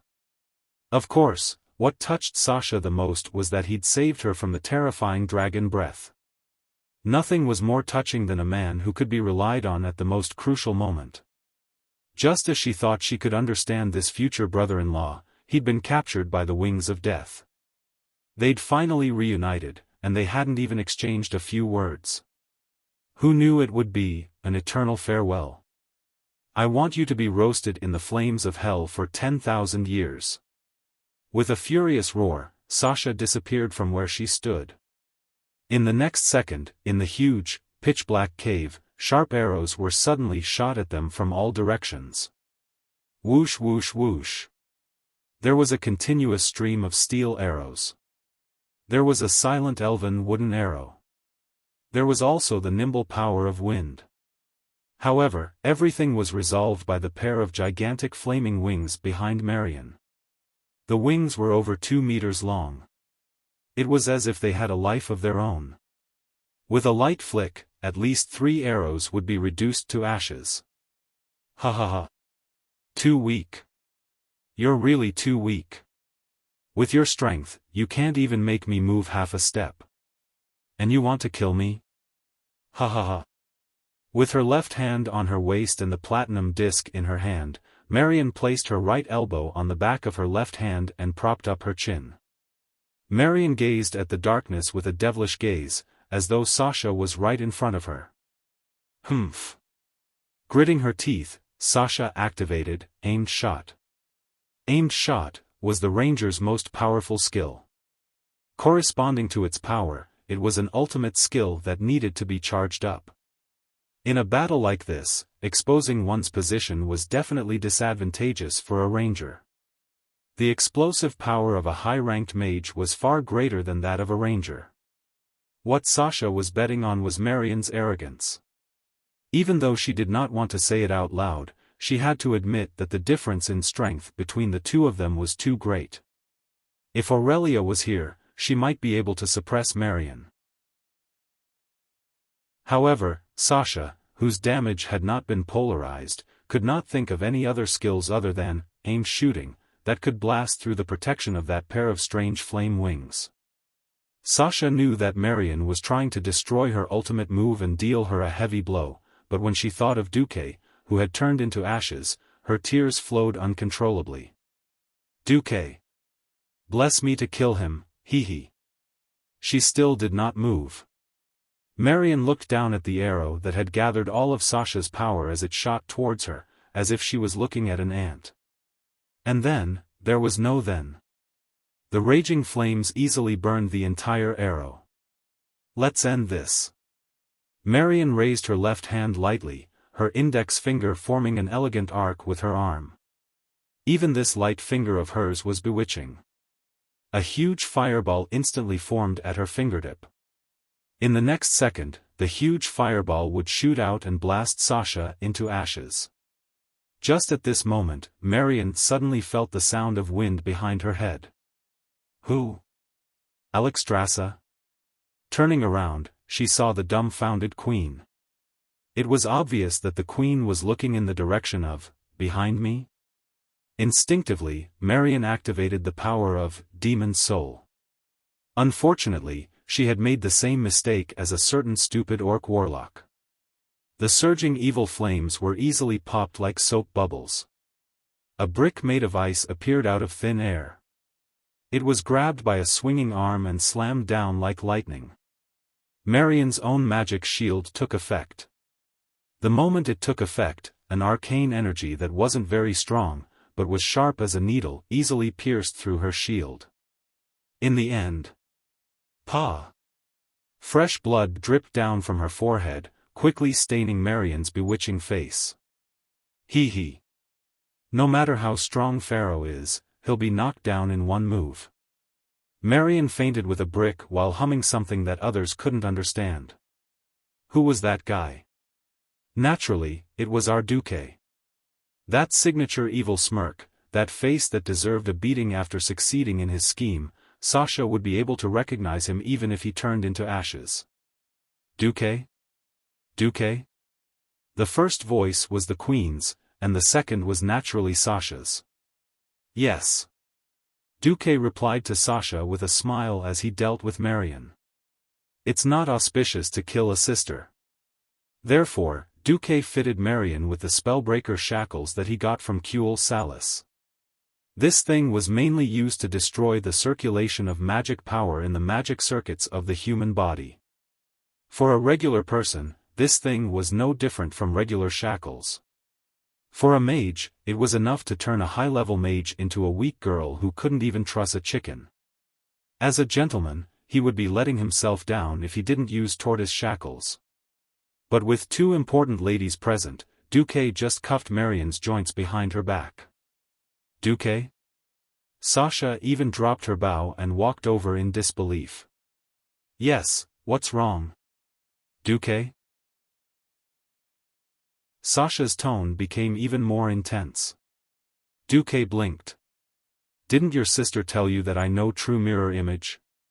Duque continued to spout nonsense. Mirror image my ass. He really couldn't take it anymore and was instantly killed by the wings of death. Looking at the system notification that he had 90% soul power and 90% moral integrity, Duque was crying in his heart. But to prevent Sasha from worrying, he could only continue to pretend to be strong. Duque? Is it really you? Looking at Sasha, whose eyes were blurry and glistened with tears, Duque knew that things weren't so simple. Duque sighed. It's really me. If you don't believe me, come and touch me. Duque, from shock to surprise, and then to ecstasy, when all the grievances and fear in her heart poured out, Sasha finally did something that not only Duque didn't expect, but she also didn't expect. Sasha pounced on Duque and pushed him to the ground. Then, she closed her eyes and kissed him deeply.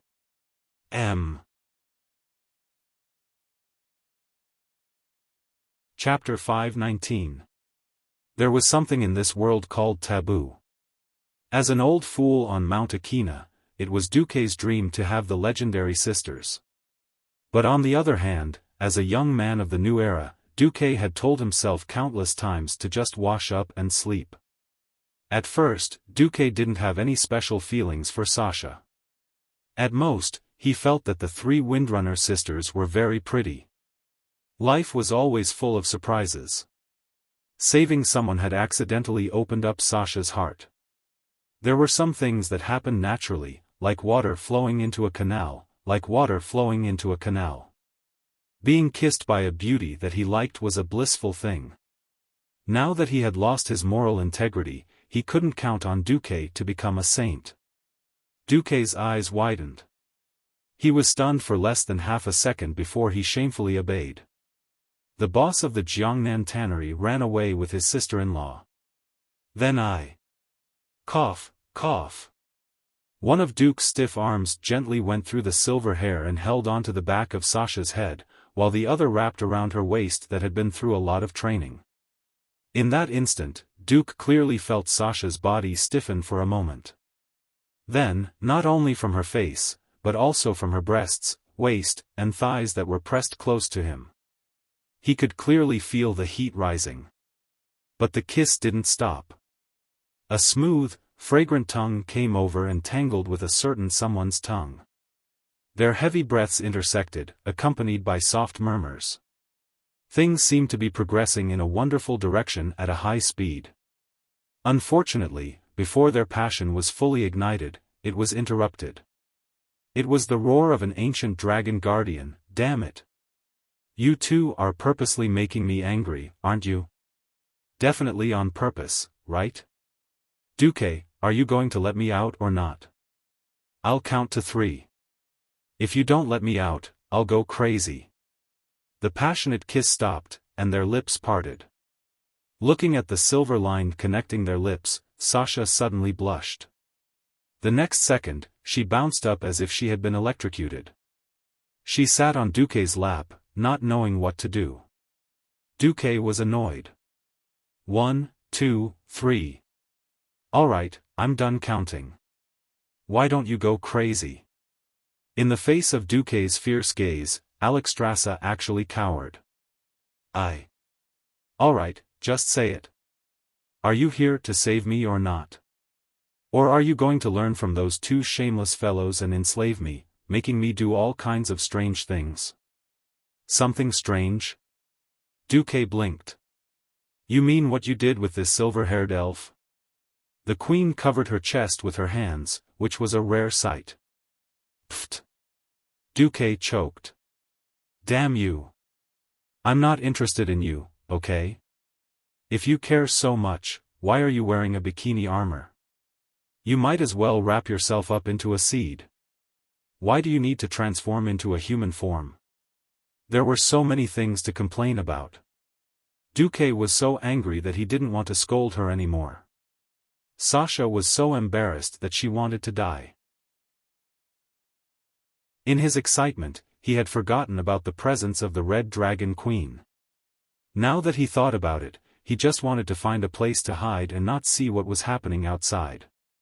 Duke's forehead was full of black lines, and he held his forehead. All right, if it's to save you, I will save you. Let me ask you something. Have you developed any thoughts of revenge against society or going against humanity because of the long period of torture? The queen raised the shackles on her hands. If you don't unchain me, I'll really get angry. Then what do I get out of saving you? You do. If you delay any longer and something happens to my siblings, there won't be any. Sasha gaped as she watched Duque haggle with the famous ancient dragon like a peddler. She couldn't connect Duque to that great hero of the alliance at all. Actually, it wasn't Duque's fault. Because of the curse, the integrity he had inherited from Medivh was gone. Now, Duque had become that unprincipled, animal-like transmigrator again. All right, one last request. I'll say it through the mental connection. Duque gently pointed his finger between the queen's brows. Then, the two of them quickly exchanged their conditions and opinions. This wasn't a problem at first.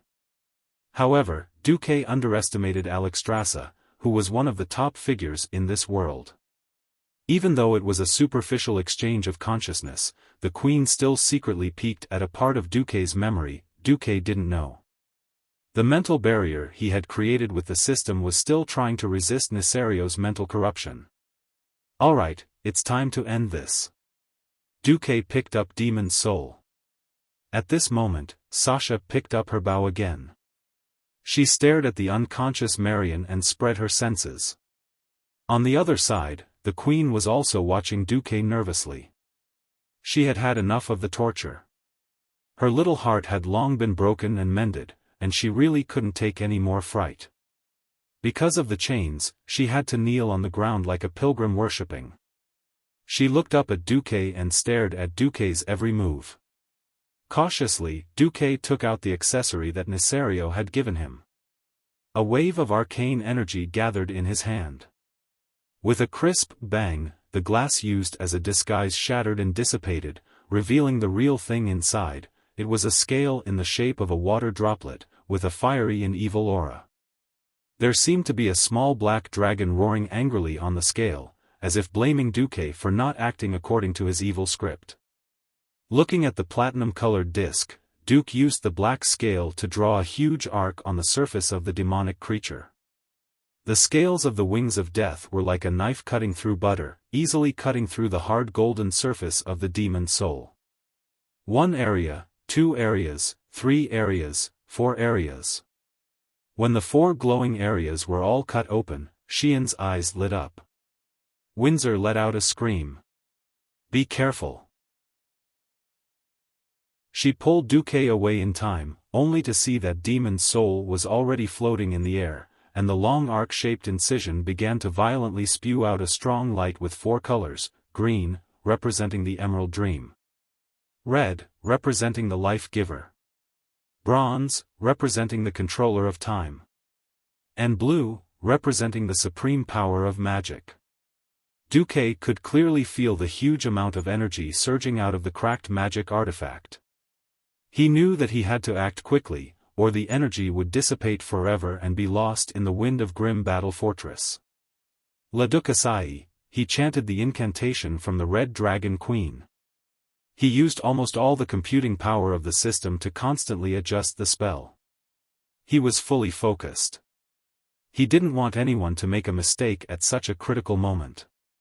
This was not only the incantation to liberate the Red Dragon Queen, but it was also one of the most important factors in the entire course of history. The 4 colors began to blend together, forming a strange rainbow. It flashed and rose at high speed, passing through the rock formation and flying into the sky.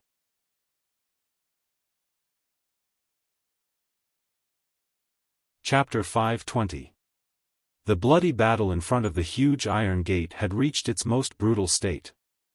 Roars, curses, and the sounds of heavy weapons clashing were the strongest sounds on the battlefield. Due to the aftermath of the intense battle, many of the torches' bases had been destroyed.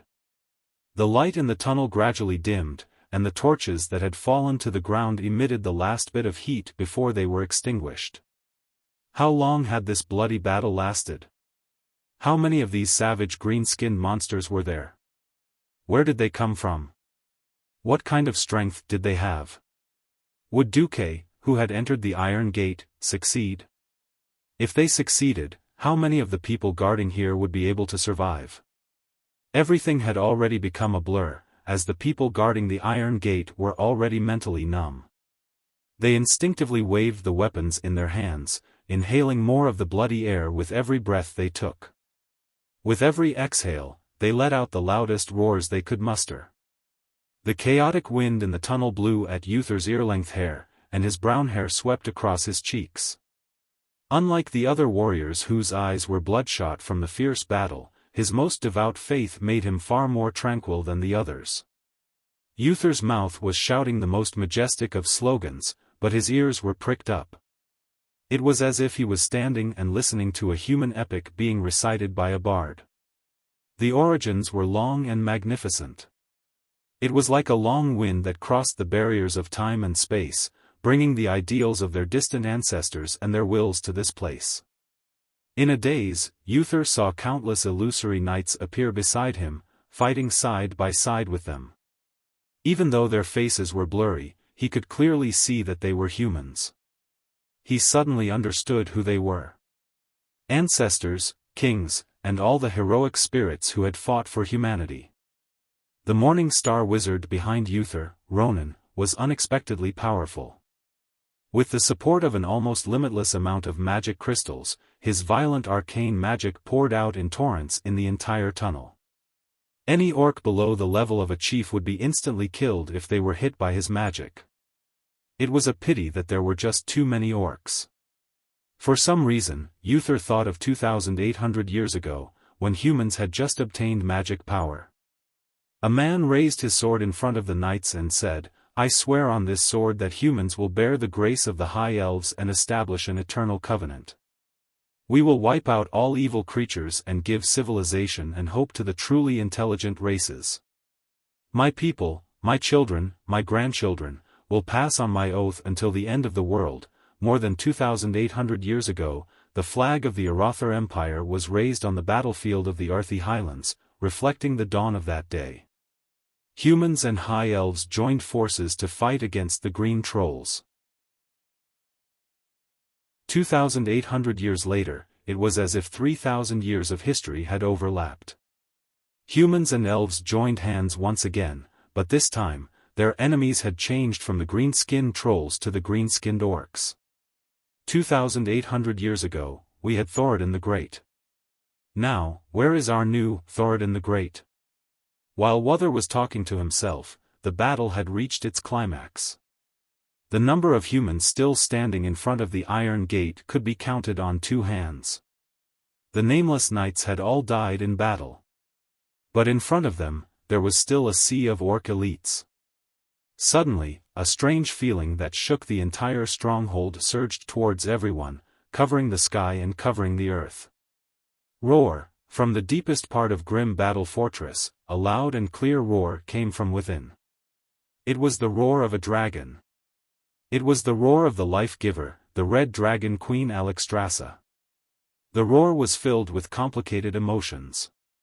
There were almost all kinds of emotions. Sadness, displeasure, resentment, hatred, but most of all, joy. Joy for freedom. Joy for breaking free from the cage. And anger towards the enemy. An ominous feeling spread through every orc, as if the sky was about to fall on them. Not good. Could it be? Before Orgrim could finish, the huge iron gate suddenly opened. From the dark and deep hole, a magical light suddenly flashed like daylight. Sorry, this is the could it be that you are afraid of. Alexstrasza has been liberated by me. Orcs, your doomsday is here. This was followed by a voice that was familiar and extremely hateful to the Horde. Countless magical lights shot out from the inside, passing over the heads of the human knights and holy knights. It was like a waterfall of the Milky Way falling from the heavens, exploding into the orc army. Boom boom boom. After a series of explosions, other than the chieftains, there were no longer any orcs alive in the Dark Army. Even someone like Orgrim, who had amazing magic resistance, could not avoid being sent flying by the violent magic. The power of this magic, Duque? Every knight turned around in surprise. He did not disappoint anyone. Duque's not-so-muscular figure appeared in the middle of the gate. Behind him was a somewhat bashful Sasha. Nodding to everyone, Duque raised his head and shouted, "It's time." Muradin. This was a voice that contained magic. It penetrated the walls and spread far away. Before the orcs could react from the explosion, they suddenly realized that there were many holes on both sides of the huge tunnel. Countless dwarves waved giant axes and war hammers as they came out of the holes that were only half the height of the orcs. They did not care about the consequences and started fighting. Muradin Bronzebeard was the first to attack. He raised his war hammer high, "Brothers of Bronzebeard, for victory. For the future. For tomorrow. For our descendants, we will no longer live under the shadow of these greenskins. Kill! Kill! The holy knights, who were already exhausted, released their strongest notes since the start of the battle. The already dazzling holy light shone even brighter. They were like small suns that crushed towards the horde. No, impossible. It shouldn't be like this. Orgrim's fangs were as sharp as ever. The hammer of destruction that he wielded was still powerful. He could send more than 10 dwarven warriors flying or even kill them with a single sweep. However, all they could see were orcs struggling in despair. Every orc was worthy of the word valiant. But so what? They lost. This time, he was truly defeated. Rexer could not save the horde. He, Orgrim, could not do it either. Even the Red Dragon army, which they relied on the most when they were reorganizing, would immediately rebel the moment their queen was freed. One could imagine the countless red dragons roaring and twisting their necks to bite the dragon-howling orcs that had been riding on their backs for so long to death. No. Duque. Only you. Duque, you must pay the price. Orgrim used all his strength to leap high into the air and throw his hammer of destruction at Duque. Chapter 521. Oh no! Dodge! Don't dodge! At this moment, two completely different factions appeared among the Holy Knights. Those who were close to Duque all prioritized Duque's safety. No one thought that a mage should fight a warrior head-on. However, Uther shouted that he couldn't dodge. Why? Because in that moment, Duque's figure overlapped with Thoradin the Great in Uther's eyes. Fighting head-on was a man's romance, and also a symbol of courage. If Duque considered himself a mage, then he definitely had a reason to dodge. A single flash would solve all his problems. If Duque wanted to become a true leader, then Duque definitely couldn't dodge Orgrim's attack. If he dodged, then he would lose the reason for everyone to follow him. What would Duque do? The answer was out. Duque pulled Sasha behind him with his left hand to prevent her from being affected by the flames. He then slowly pushed out with his right hand. Even if they weren't mages, the knights who didn't know anything about mystical domains could clearly feel the mana in the air surging. Finally, the blue arcane energy solidified. A terrifying aura surged out from Duke's hand, enough to pierce through the entire underground, and spread out in all directions. The bright blue light collided with the hammer of destruction that Orgrim had thrown out. Uther regretted it the moment they collided. What a loss. No. Duque is going to lose. Right. Duque had only thrown out a ball of arcane energy, but Orgrim had thrown out a real semi-divine weapon. Both of them had great power, and usually, the one without a physical body would be at a disadvantage. However, Duque's use of power was ingenious, and it completely changed Uther's understanding of power. From the start, Duque didn't just use one power. Countless arcane bullets formed a continuous path of light. It looked like a river in the sky, or like a water droplet piercing through a stone that had been accelerated by 1,000,000 or even 10,000,000 times. In terms of pure strength, Duque's attack was not as powerful as Orgrim's. Orgrim's strike was strong enough, but it didn't have any aftershocks. Duque's attack was like the growth of all living things.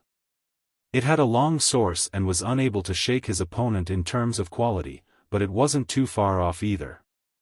Then, he made up for it with quantity. Also, it wasn't just the quantity.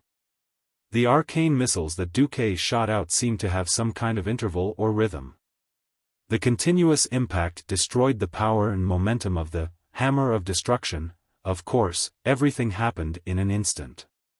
If one didn't have amazing perception, they wouldn't be able to tell that Duque had lost first and then won. Everyone could only see that even great Chief Orgrim's desperate attack could not shake Duke's terrifying aura that was as if a god of magic had descended from the heavens. The moment the two forces collided, the hammer of destruction couldn't shake Duque's magic power at all. The destructive red flames were forcefully shattered, and the blue arcane energy became the only dominant force on this path and on this bloody battlefield. The dim sky was like a remnant of light and shadow, and it was filled with dense blue cracks from the explosion of the arcane energy. For half a second, the entire hammer of destruction seemed to have stopped time, and it was frozen in midair before flying back. Awesome! Not only the surviving holy knights, but even the dwarven warriors who had just killed their way out all cheered. This wasn't the end. Duque suddenly placed his left palm on his right arm.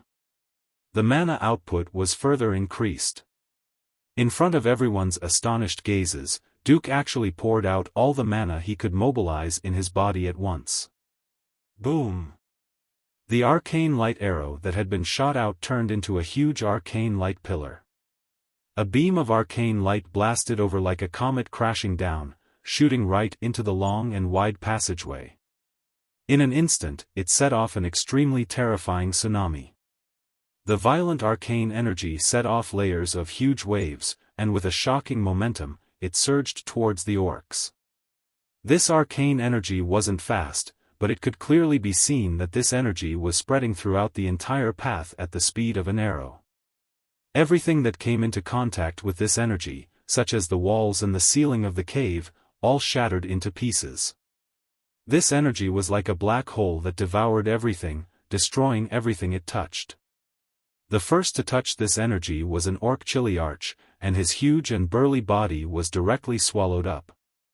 After letting out an extremely painful scream, his entire upper body completely exploded, leaving only two hairy legs that fell to the ground.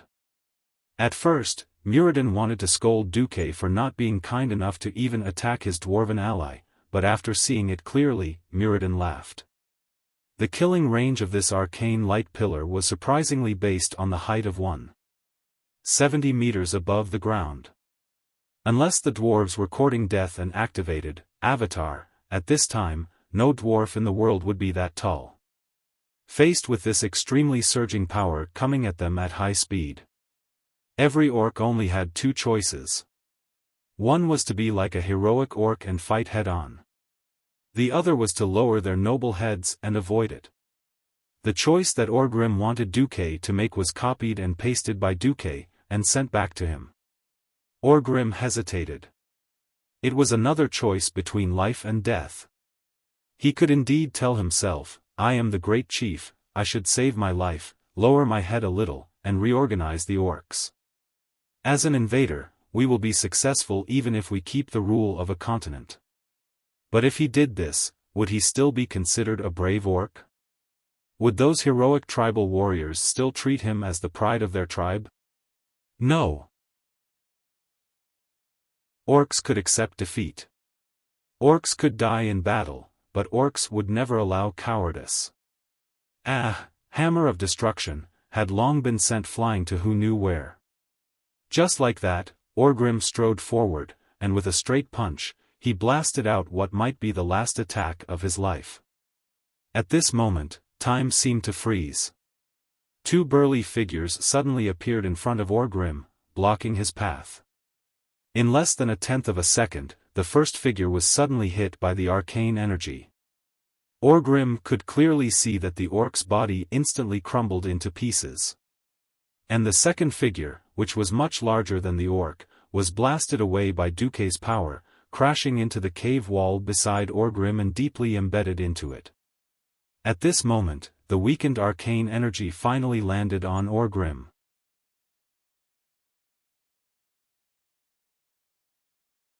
Chapter 522. No beastman knew how Duque had become so strong all of a sudden. As Duque's status rose, no one in the tribe could fight with Duque head-on and come back alive. And Orgrim's understanding of Duque was still at Stormwind City, when he attacked Stormwind's stronghold and fought with him directly. At that time, Duque gave Orgrim the feeling that if he had more time, he could still kill him. It was definitely not like now, where he felt an irresistible sense of powerlessness. Even after being weakened twice, Orgrim was still unable to withstand the full power of Duque's arcane spell. Countless times of superposition, the vibrating force instantly exploded on Orgrim's fist and spread throughout his body, making him feel as if he was going to be crushed into powder in the next moment. Although the battle-hardened Orgrim instinctively knew that he would not die from this attack and would at most be seriously injured, the feeling of not being able to take down a beansprout-like opponent like Duque made Orgrim feel like a hero at the end of his road. In that instant, he recognized that the one who stood in front for him was the Black Scar tribe's chief, Kashtrak. The second was the mixed-blood beastman hero, Lexa, whom the entire tribe had once despised and looked down on. As a mixed-blood beastman and ogre, he had a larger and sturdier body than beastmen. At the very last moment, the two heroes used their bodies to protect their great chieftain. "So I'm so weak that I need someone else to protect me?" Orgrim muttered to himself. This feeling was so desolate, then, the excruciating pain that made the chief hover between life and death spread through him, and his vision went black. "Chief!" All the beastmen and chiefs exclaimed in shock. What was a leader? A leader was the backbone of a group, the soul and backbone of a group. No matter if it was because Orgrim had fought with Uther for so long and was only half injured, or because Duque had the upper hand in terms of technique, or because Duque had unleashed the Red Dragon Queen's aura to unleash such a shocking attack. In the eyes of both the Alliance and the Horde, it was Duque who killed Orgrim in one hit. Regardless of whether it was true or not, he would roar at it first. Orgrim is dead. The Alliance will win. Kill. Compared to the tribes whose morale first fell to the bottom, and then fell into the abyss, the Alliance's side was like an aphrodisiac first, and then on steroids.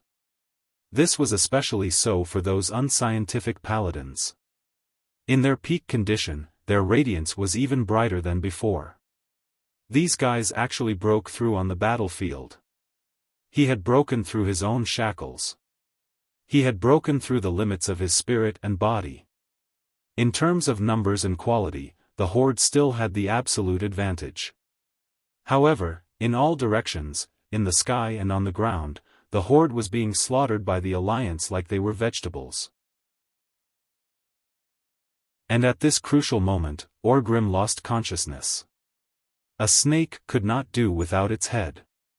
Because the chief was unconscious, Zuluhid, who happened to be the vice-commander, rode his dragon into the sky.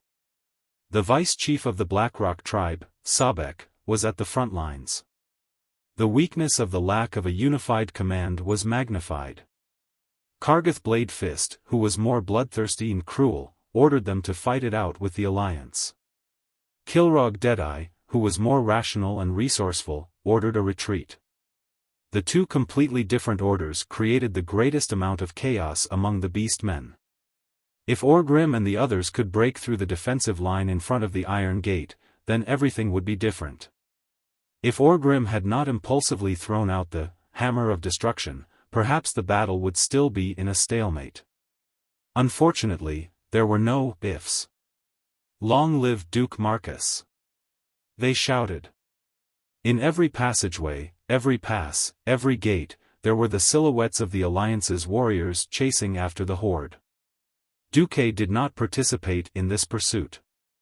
Even though a Morning Star mage could continuously recover his mana, he was really exhausted. Ever since he had been ambushed by Ghoul, Dan and activated the curse, he had not been able to sleep well for a single day.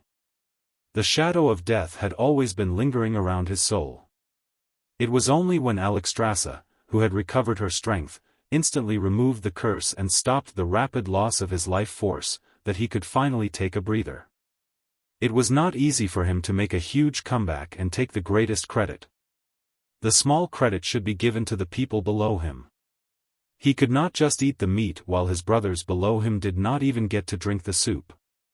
After confirming the Alliance's victory, Duque's legs suddenly turned to jelly. Beside him, Sasha hurriedly supported Duque. "Duque. Are you alright?" "I'm fine.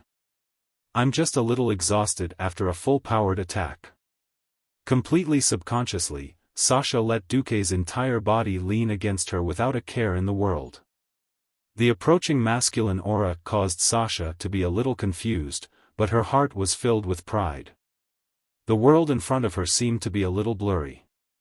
The scenes described in the legends and reality intertwined.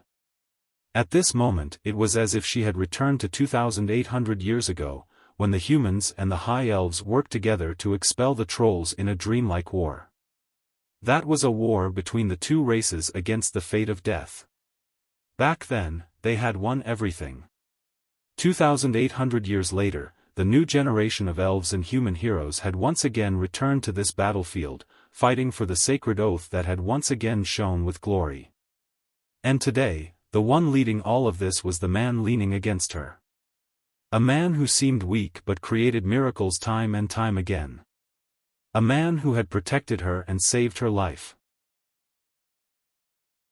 Sasha raised the longbow in her hands and shouted with all her might, "Long live Duque!" Unlike the relationship between Aurelia and Duque, Sasha did not have the entanglement of fate that the two of them had.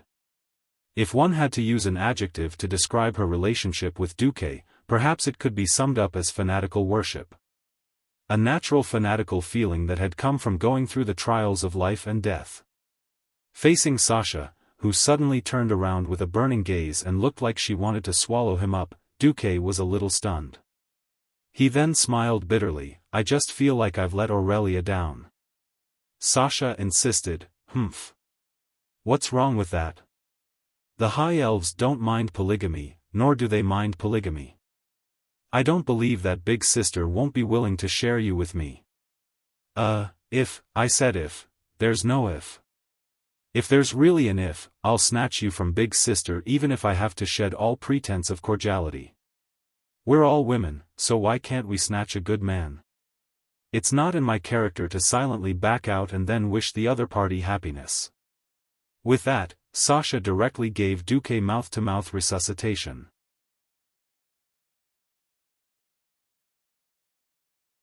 Chapter 523. Duque lost his moral integrity. As an old driver from Mount Akina, he didn't have much moral integrity to begin with. If not for Mediva's humanity, perhaps Duque's moral integrity would have been even worse. Of course, moral integrity was something that could be picked up after it was dropped. Gavinrad returned after a short chase. When he and Ronan heard that Marion was actually Nesario's spy, their mouths were wide open. Marion is a spy? Ronan was the first to not believe it. He was rather innocent, and didn't even dare to look at Marion's breasts, let alone find any traces of her. "When did you find out?" Gavinrad touched the back of his head. Windsor wanted to know the answer to this question too.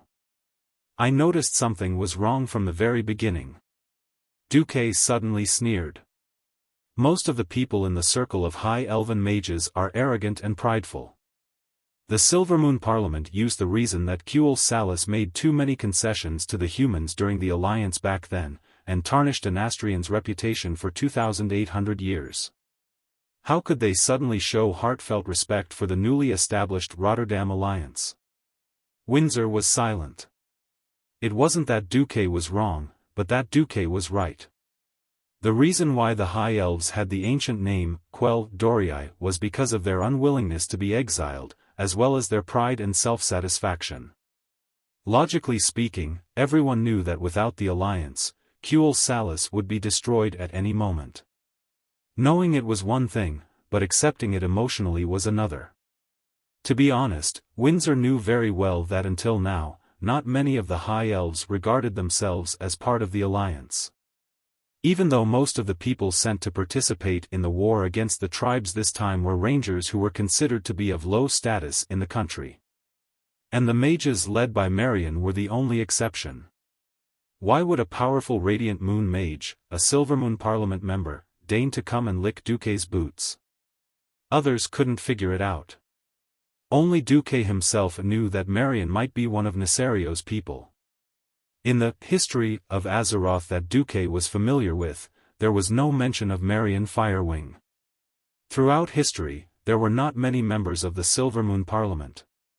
To Duque, the members of the Silver Moon Council were a group of passers-by who were considered powerful at this point in time. The problem was that a powerful radiant moon wizard had suddenly appeared in this group of passers-by and directly participated in the process of saving the Red Dragon Queen. Duque immediately raised his guard against Marion. If there were any variables that would affect the course of history, the biggest variable would naturally be Duque himself, followed by Marion. As a high and mighty Silver Moon counselor, it could be said that he had been cheated by his teammates in the Alliance's war. However, a senator who had been loitering in various salons for thousands of years, making a living out of art and music, and who prided herself on being extraordinary and noble, risked her life to follow a cursed and dying Alliance deputy commander to play an adventure of infiltrating the enemy's rear. If Duke still couldn't figure out which side she was on, then Duke must be out of his mind. Therefore, after Duque was killed by Deathwing, Duque refused to resurrect immediately. He was waiting for Marion to jump out herself. Sure enough, she came. In his calculations, Duque didn't expect Sasha to rush in. Fortunately, Marion, like Necros, was overly reliant on the power of Demon Soul, which was why she was knocked out with a brick. During the subsequent body search, Duque also accidentally found something, another piece of Nesario's scale. It also had the effect of brainwashing. After pondering for a while, Duque decided to promise Alexstrasza to hand over this bad elf who tried to control her and humiliate her again to the Red Dragon army. Hee. I promise I won't kill her, Her Majesty the Queen said. Marion, you're on your own. Duque couldn't imagine how the Red Dragon Queen, who had suffered so much, would vent her anger on Marion.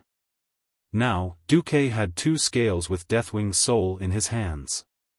Looking at the remaining 1/5 of the platinum disc that had lost its demonic aura, Duque smiled evilly. Duque, why do I feel like you're a little naughty? Sasha muttered. No, I'm suddenly thinking about how Ghoul Dan will die after activating my death curse. He'll die? This time, everyone was shocked. One had to know that Ghoul Dan was a horde powerhouse who had fought 100 rounds with Antonidas to a draw. If not for his betrayal, the outcome of the Lordaeron battle might have been rewritten. Now, Duque suddenly said that Ghoul Dan would die? Normal people can't do anything to Ghoul Dan. To be honest, even if two Breaking Dawn wizards of the Alliance worked together, they might not be able to kill him. Duque smiled mysteriously. Then how can Ghoul Dan die? Ronan asked. Ha ha ha. Duque couldn't stop laughing. Of course, mortals can't kill a demigod warlock like Ghoul Dan. But Ghoul Dan's mistake is that he shouldn't have courted death and opened Sargera's tomb himself. What? Sargera's tomb? When did the boss of the Burning Legion have a tomb? Ghoul Dan was currently on an island in the Broken Islands of the Endless Sea. The once beautiful temple was now just a ruined mound. However, the ruined appearance did not matter to him. He could feel a powerful pulse coming from the bottom of the temple. The powerful force tugged at him like an electric current, and he could feel that the whole building was shaking under its influence. Hurry up and go in. He shouted to his warlocks. We have to go in. In reality, he was considering whether to bring his subordinates in. He knew that Sargera's tomb was inside, and there was the Eye of Sargeras inside. It had godlike power, but should he go alone or share this power with the rest of the Shadow Council? In the end, he made up his mind. Since he didn't know what else was in this ancient temple, he felt that it was best to bring them along. If necessary, he could kill them when he found Sargeras' eye. Entering the bottom of the temple, Ghoul Dan found an extremely powerful seal. It was a seal from Aegwin, the previous World Guardian.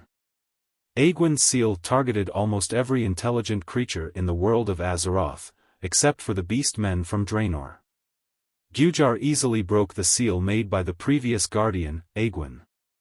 He pulled hard, and the door of the tomb opened. In the next second, endless demons drowned Ghoul, Dan and his subordinates.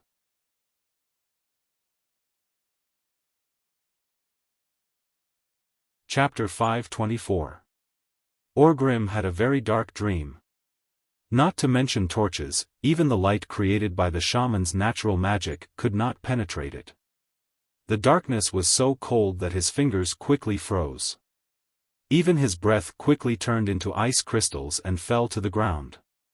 However, in front of him, the darkness slowly and silently wriggled and condensed into the shape of a human. When the dark humanoid opened its eyes, the whole world became even darker. Looking at the pair of eyes that seemed calm and wise, but were actually fierce and lifelike, Orgrim cried out in shock. "You are Duque?" Duque smiled evilly. "Orgrim. You and your tribe will pay for the bloody massacre you caused when you invaded the world of Azeroth. I declare that you will be imprisoned for eternity." "No, we are not wrong. The ones who are wrong are the demons.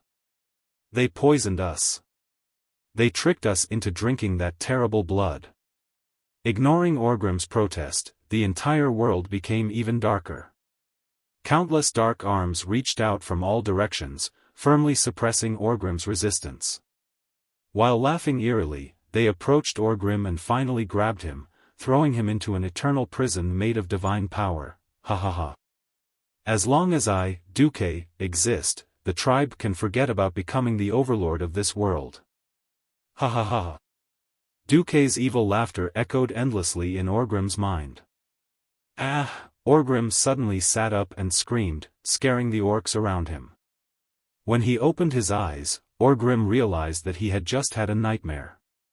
"Great Chief, you're awake?" His face was clearly in a sorry state, and even two of his fangs were broken, but Zulud had a bright smile on his face. "Zulud, I was made a fool of by a dragon cub that couldn't be raised properly. Don't worry, I'll slaughter him and make a stew for myself." At this time, Orgrim realized that all the orcs around him looked like a defeated army. He was carried on a simple stretcher. He heard a loud crashing sound. If he was not wrong, he should be near a giant rock dam. Even though he had a bad feeling, Orgrim still asked, "How's the battle going?" Without hiding anything, Zulud replied, "Terrible." The moment that damned dragon queen regained her freedom, the Dragonroar tribe's cavalry became snacks for the giant dragons. Then, the giant dragons immediately gathered together and attacked the orcs gathered outside grim battle. Of the hundreds of thousands of orcs, not even half of the tribe survived. Everyone was knocked unconscious. Hearing this, Orgrim felt a sharp pain in his heart. It's all over. It's all over. If it wasn't for the Red Dragon Legion, they would not have been able to. But now, even if the Red Dragon army really didn't like to get involved in mortal wars like the rumor said, the destruction of these troops in the wetlands was enough to cause the greatest adverse impact on the overall situation. Looking at the sky in the distance, there were a few giant dragons flying at high speed. It was obvious that they were in an intense battle. Once upon a time, when he received the report that the Black Dragon King might participate in the battle to liberate the Red Dragon Queen, Orgrim and Zuluhid cursed Deathwing for being a busybody. Although he didn't know what role Deathwing played in this incident, Orgrim suddenly hoped that Alexstrasza and her Crimson Dragon Legion would be the victor of this cruel aerial battle. At the same time, on top of Grim Battle Peak, Gavin Rad and the others were dumbfounded. After the battle with the Horde, not only did you, as the Alliance's Deputy Commander-in-Chief, not manage the overall situation, you actually had the nerve to come and watch the show. It was one thing to watch the show, but what was the meaning of taking out so many things? Even if you were a bystander, you should at least have a sense of propriety, right? Looking at what Duque took out from his inventory, everyone was dumbfounded. It was a round dining table with a white tablecloth. 4 gorgeous golden wine glasses were placed on the white tablecloth, and the glasses were filled with freshly opened bottles of red wine. The plates, which were as clean as new, were filled with all kinds of snacks. It was a pity that fresh fruits could not be stored in the inventory. Otherwise, this would have been a perfect picnic. "Brother, what are you playing at?" Duque warmly greeted everyone. He pulled out a stool and sat down. "Everyone, don't stand on ceremony. Sit, sit, sit. I've activated the phantom mist. Nesario can't see us." "Duque, this doesn't seem like a good idea. What's wrong with it?" "I'm already giving him face by not making cola popcorn." None of the natives of Azeroth knew what cola popcorn was. Seeing that Duque was acting cool, everyone sat down suspiciously. It was Sasha, who was the most curious, who adapted the fastest. She took a sip of the wine and ate the biscuits. "Duque? We're here to watch the show." "Of course we're here to watch the show. The civil war between the 5 dragon aspects of Azeroth is a once-in-a-lifetime event. If you don't watch it, you'll regret it for the rest of your life. Furthermore, Nesario actually wants to brainwash me into becoming his slave. I don't have the ability to participate in such a great battle. I'm happy to watch him get beaten up like a dog. Come, come, come, everyone, place your bets. How many minutes can Nesario last from now on? Those who win will get double the compensation. Nesario is the king of the black dragons, after all. 10 minutes. I'll bet a copper." After hanging out with Duque for so long, Gavin Rad had a tendency to fall in the direction of the shame of the paladins. Ronan thought for a moment. A magic jade. 15 minutes. Duque rolled his eyes. "Damn it, I was the one who gave you your magic jade." Sasha was the most generous. "I'll bet my entire fief that Deathwing won't last 5 minutes." Duque almost spat out a mouthful of blood. "Hey! That's enough." Sasha was unmoved. "First of all, my legendary fief is still in the hands of the orcs. Second, if I really lose all my fief, then I'll live in Karazhan." Duque's facial muscles kept twitching. He really didn't know that Sasha had such a petulant side to her. If she won, the fief would be doubled, but if she lost, she would blame it on him. It seemed like this lady was going to win no matter what. At this moment, in the sky, the battle between the 5 dragons had entered a white-hot stage. In the beginning, Deathwing was suppressing the 3 giant dragons and beating them fiercely. How fierce was he? Just like Lu Bu. However, when Duque destroyed Demon's Soul, you're tuning into the Xiaofan's Wuxia Tales YouTube channel. Don't forget to subscribe and join us on this journey to catch the most captivating stories.